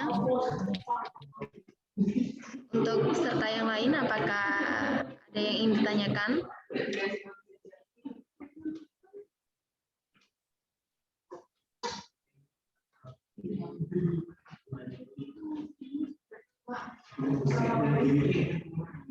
Masih sambil menunggu yang bertanya ya, masih ingat kemarin salah satu materi di LKM Pratd, kemampuan berkomunikasi, pendengar yang baik, salah satu cirinya adalah mampu bertanya.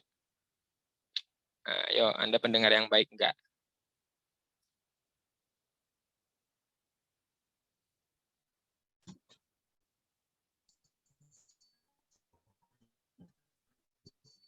Selamat pagi, Kak.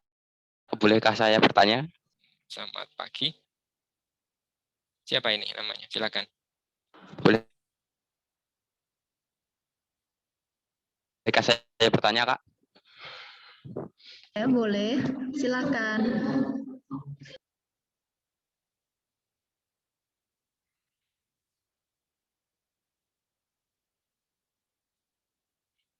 Oke, silakan, sudah dipersilakan.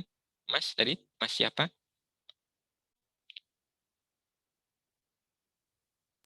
Silakan untuk Mas Mesya Arba yang tadi ingin bertanya.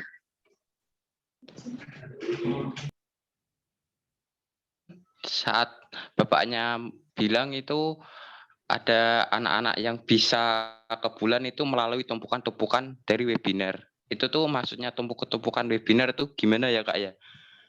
Itu kan Oh, rata-ratanya rata-rata bukan dari Oke. bimbingan webinar Kak. Terima kasih.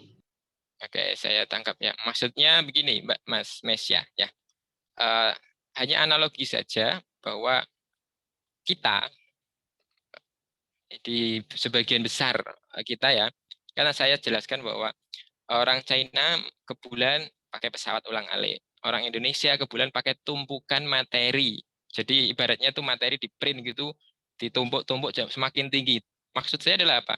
Kita kadang-kala mengikuti banyak acara, webinar, LKM, MTM, tapi kita tidak memasukkan ilmunya ke dalam diri kita untuk mengubah kita. Hanya tertinggal di tumpukan materi yang semakin tinggi semakin menggunung begitu loh. Yang tidak mengubah kita. Tapi bukan saya hanya untuk contoh saja. Misalnya Cina sampai ke bulan dengan pesawat ulang-alik. Pesawat ulang-alik itu kan bisa diciptakan dengan ilmunya.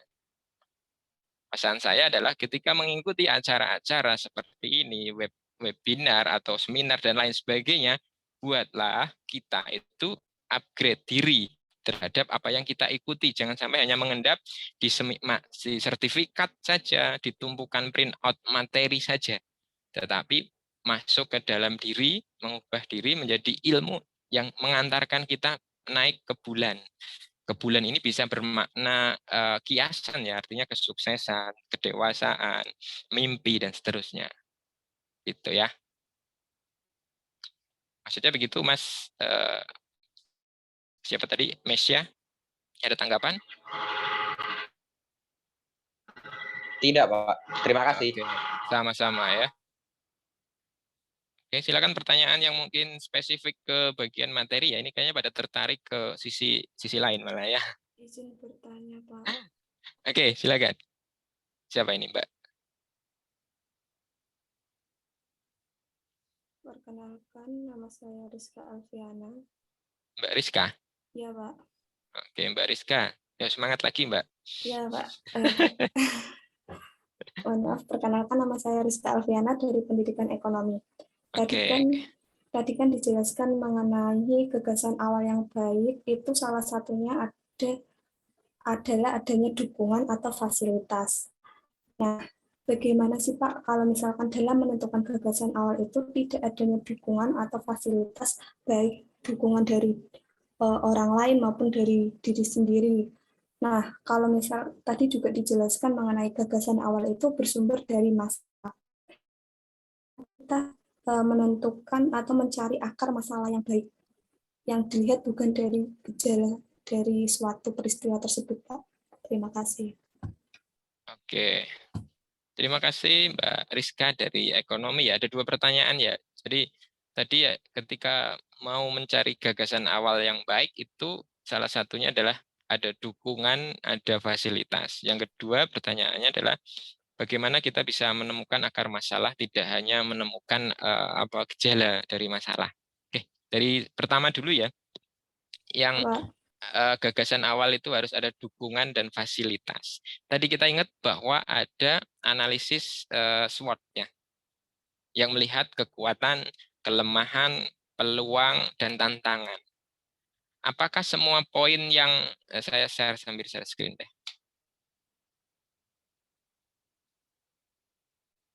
Oke, di bagian mana tadi ya?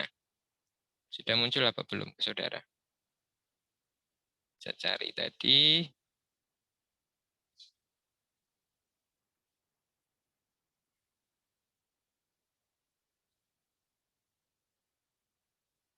Sebentar.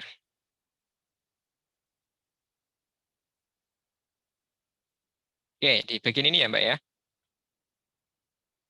Iya, Pak. Oke, jadi kan gagasan awal yang baik itu harus ada dukungan fasilitas. Ya, selain menarik, penting, mudah, dan murah. Dukungan fasilitas yang dimaknai di sini itu lebih kepada kita lihat dulu berakar dari analisis SWOT tadi. Nah, analisis SWOT kan ada kekuatan. Nah, kekuatan ini salah satu sumbernya adalah dari adanya dukungan dan fasilitas, salah satunya. Begitu ya. Peluang juga salah satunya terbangun dari adanya dukungan dan fasilitas. Tetapi ingat, gagasan awal itu di dalam tadi prinsipnya menyelesaikan masalah itu lebih dari satu masalah itu bisa terselesaikan lebih dari satu solusi. Maka solusi ini yang kita temukan jangan sampai menjadikan masalah baru. Kalau tidak ada dukungan alat fasilitas, kalau nggak ada itu nggak bisa, ya nggak usah dipaksain begitu.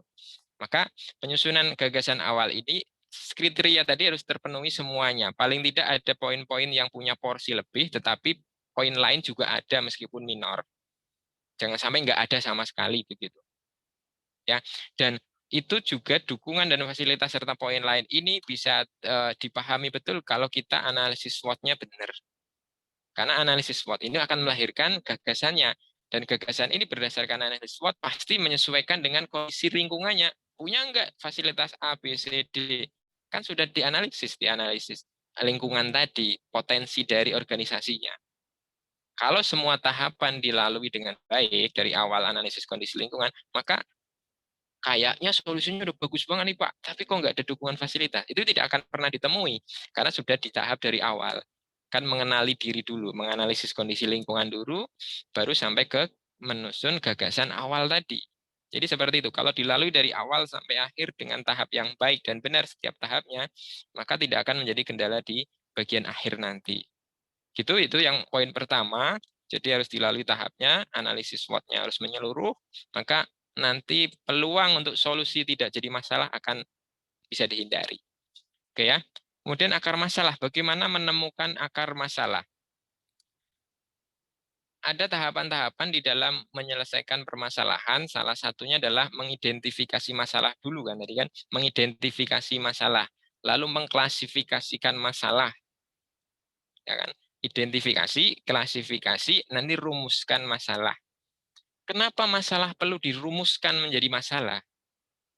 Masalah yang tidak bisa dirumuskan menjadi rumusan masalah, itu tidak bisa diselesaikan. Karena rumusan masalah nanti akan melahirkan teori untuk menyelesaikan masalah. Jadi proses-proses tadi di awal untuk mengidentifikasi masalah, kemudian nanti mengklasifikasi, setelah mengklasifikasi merumuskan masalah adalah sebenarnya adalah langkah untuk memilah dan mencari akar masalah dan membuang hal-hal yang bukan akar masalah tapi hanya gejala begitu. Dan selanjutnya di latar belakang ketika menyusun proposal pasti ada dasar-dasar teoritis yang dipakai untuk menyelesaikan masalah itu gitu. Kan tidak asumsi saja yang kita pakai di dalam menyelesaikan masalah, dalam merumuskan gagasan awal. Bukan asumsi dari panitia. Panitia itu pasti berdiskusi, pasti rapat. Nah, di dalam diskusi rapat itu kan sebenarnya untuk mempertajam analisis dari masalah tadi. Ya, identifikasi, kemudian klasifikasi, merumuskan. Baru lahir jadi gagasan awal untuk menyelesaikan masalah yang sebenarnya adalah akar masalah. Keingat, masalah yang tampak di luar seringkali adalah hanya gejala, bukan masalah yang sebenarnya. Maka perlu memahami masalah. Perut perempuan sakit tidak selamanya lapar, bisa jadi menstruasi. Tidak semua orang menstruasi sakit, bisa jadi mah, dan seterusnya kan banyak tuh. Maka harus diklasifikasikan dulu. Oke, bagaimana Mbak Rizka tanggapannya? Sangat menarik pertanyaannya. Baik, Pak. Terima kasih, Pak. Oke. Mbak Leli. Iya, Bapak. Bagaimana, ada lagi yang lain? Saya suka berdiskusi. Ya, berarti Anda paham dan ada hal yang perlu didiskusikan, itu saya suka. Jika masih ada peserta yang ingin bertanya, saya persilahkan satu lagi. Silakan.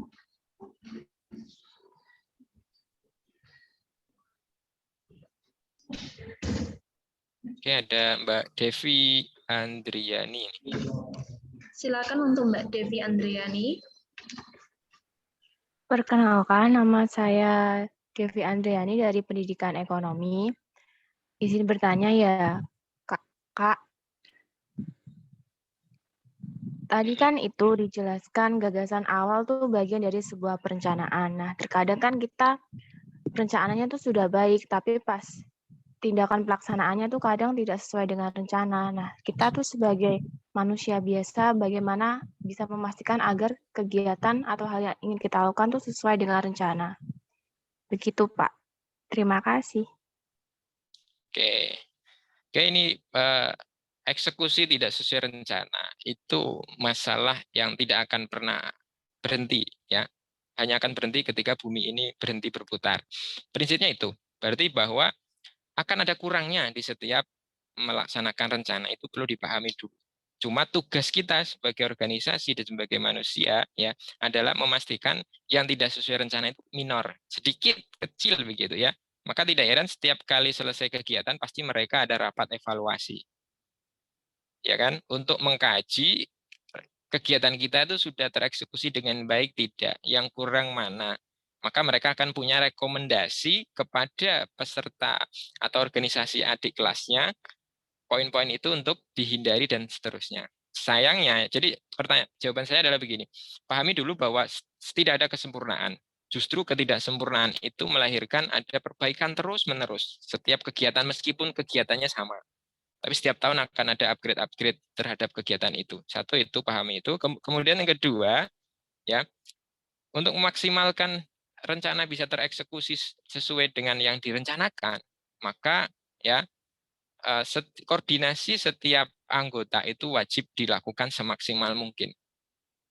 Ya, maka punya peran pembagian tugas itu penting ya. Ada ketua panitia itu yang mengkoordinir semuanya, memastikan semuanya berjalan, dan setiap bagian kan punya penanggung jawab masing-masing. Saya kira kalau semua lini paham tugasnya, jadi paham tugasnya, ngerti kewajibannya, tanpa harus diworo-woro, ya insya Allah minor lah terjadi kekurangan-kekurangan dalam eksekusi di lapangan. Kan ada faktor yang tadi ada faktor eksternal yang kadang-kala kita tidak bisa sanggup kuasai. Jadi kan ada faktor langsung dan tidak langsung. Tapi solusi konkret untuk meminimalisir itu yaitu mematangkan perencanaan, ya, memilih personil yang memang sesuai dengan kompetensinya, dan ketua panitia serta ketua BEM-nya atau ketua organisasinya benar-benar cross-check lah, meyakini sampai tahap yakin betul. Percaya boleh, tapi ngecek itu wajib. Ketua BEM, ketua panitia percaya anggotanya wajib, tetapi memastikan itu harus. Jangan sampai keyakinan itu tidak dibarengi dengan Anda kan tetap punya tugas, meskipun sudah mengamanahkan ke anggotanya, Anda tetap punya tugas memastikan. Jadi dengan seperti itu insya Allah akan minim itu. Kemudian poin tadi, apa sih sebenarnya guna dari hasil rapat evaluasi? Apakah berguna bagi organisasi itu saja? Atau berakhir di mana sih LPJ itu? Maka sebenarnya hasil evaluasi sebuah kegiatan kan ada rekomendasi. Rekomendasi itu sebenarnya harus diketahui oleh organisasi itu ketika mau melakukan kegiatan yang sama. Sayangnya itu berhenti. Setiap kali kegiatan ada evaluasi berhenti di sini. Nanti diulangi lagi, kesalahannya diulangi. Pasti di sana akan ditulis koordinasi antar anggota kurang. Ya enggak, kesalahan di evaluasi mesti isinya itu toh. Kenapa itu menjadi bulan-bulanan? Ya karena akan terputus. Oke, maka hasil evaluasi harus ditindaklanjuti untuk ke depannya, untuk kegiatan selanjutnya. Oke, itu Mbak Devi. Kalau ada komentar silakan. Jadi matangkan rencana, pastikan semua lini yang diberi tugas adalah orang yang kompeten, dan ketua serta penanggung jawab wajib memastikan. Percaya harus, tetapi memastikan wajib. Maka kadang-kadang ada technical meeting dan seterusnya. Mbak Devi? Pak, izin bertanya lagi. Oke, boleh. Masih ada waktu ya, Mbak? Mbak Leli? Silakan, Mbak. Oke, Mas. Tadi kan kita setelah kegiatan kita melakukan evaluasi kan biasanya dalam sebuah organisasi. Nah, tadi kan dijelaskan kalau kita setelah evaluasi, kita ada kegiatan lagi, kita evaluasi lagi, terus yang kita evaluasi itu sama, misalnya masalahnya sama. Terus kan harus ada koordinasi antar anggota. Nah, misal yang melakukan kesalahan ya, mohon maaf 1 atau 2 orang yang sama. Terus sebenarnya yang harus dilakukan oleh ketua panitia itu bagaimana? Apalagi misalnya melakukan kesalahan itu teman dekat kita sendiri. Misal seperti itu, Pak. Oke, ini peran ya seorang leader ya di sini. Fungsi peran leader di sini ya. Oke, saya tanya, ketika ada satu organisasi dengan ada punya anggota yang buta, tapi suaranya indah, bagus, maka akan diberi tugas apa? Memasang foto di tembok atau menelpon narasumber? Menelpon narasumber, Pak.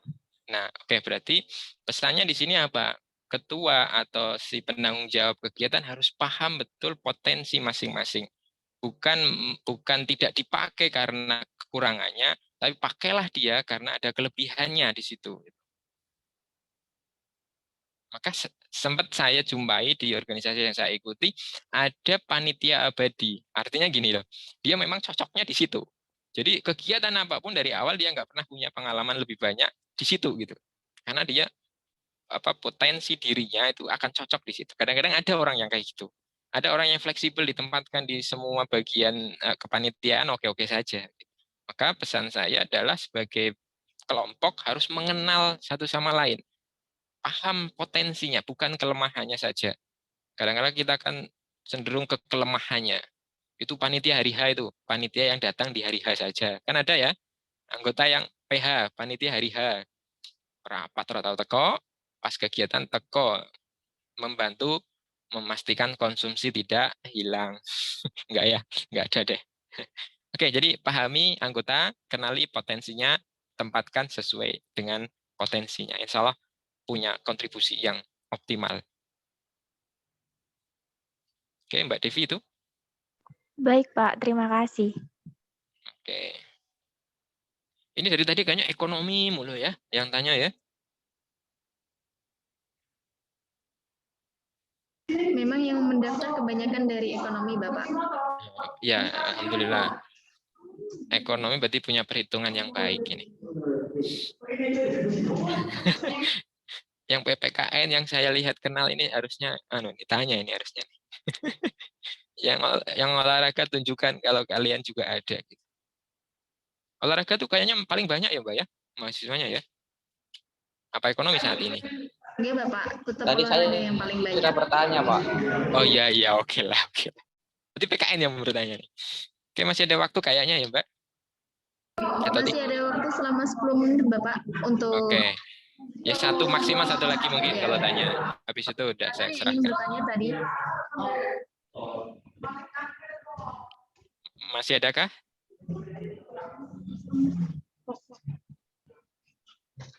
Masih adakah yang ingin bertanya? Ya. Hebatnya orang bertanya adalah dengan yang ditanya. Kalau orang bertanya itu dia sudah mempersiapkan dirinya untuk tahu hal yang baru. Gitu. Itu kerennya di situ orang bertanya. Itu akan dapat input. Tapi kalau orang yang ditanya kan hanya ngomong yang udah ditahui. Jadi saya nggak dapat banyak sebenarnya. Yang dapat banyak yang bertanya. Oke, kalau nggak ada ya monggo Mbak Laili. Oke, Bapak. Silakan untuk Bapak menyampaikan statement terakhirnya untuk para peserta. Oke, statement saya adalah kalau mau berorganisasi, ya ini mungkin di luar materi ya. Statement saya adalah kalau mau masuk ke organisasi, jangan setengah-setengah. Kalau setengah-setengah, nggak usah berorganisasi. Karena Anda akan menjadi masalah dari organisasi itu kalau hanya setengah-setengah. Tapi kalau Anda serius, Anda akan menjadi solusi dari organisasi itu dan Anda akan berubah menjadi pribadi yang lebih baik. Yang berbeda dari saat Anda sekarang masuk. Itu pesan dari saya, lakukan sesuatu dengan serius. Terima kasih untuk semuanya. Semoga sukses dan mencapai apa yang saudara cita-citakan melalui aktivitas apapun itu. Terima kasih untuk Mbak Laili dan BEM. Sukses acara ini sampai selesai dan bermanfaat untuk semua. Terima kasih Bapak telah menyampaikan materi dan menjawab pertanyaan. Selanjutnya saya akan membacakan kesimpulan dari materi tentang perumusan gagasan awal yang telah disampaikan oleh Bapak Wawan Wibisono, SPD MPD. Kesimpulan dari materi ini adalah memandang ke depan jika belum sesuai harapan, dicari akar masalah dan mencari solusi. Aspek pengaruh gagasan awal harus ada ketajaman dalam merumusan visi misi, kemampuan analisis SWOT, kecerdasan diri, persepsi diri dan kelompok. Dan gagasan awal yang baik harus menarik banyak dukungan dan fasilitas yang tersedia. Semoga dari materi yang telah disampaikan oleh Bapak Wawan Wibisono, SPD MPD, tadi dapat menambah wawasan ilmu dan pengetahuan bagi kita semua. Saya persilakan jika Bapak ingin melanjutkan kegiatannya. Terima kasih telah mengisi materi pada pagi hari ini. Oke, terima kasih sama-sama dan mohon maaf ya apabila ada kurang selama mengisi kegiatan hari ini. Oke, terima kasih semuanya. Assalamualaikum warahmatullahi wabarakatuh. Waalaikumsalam warahmatullahi wabarakatuh. Waalaikumsalam warahmatullahi wabarakatuh. Terima kasih, Pak.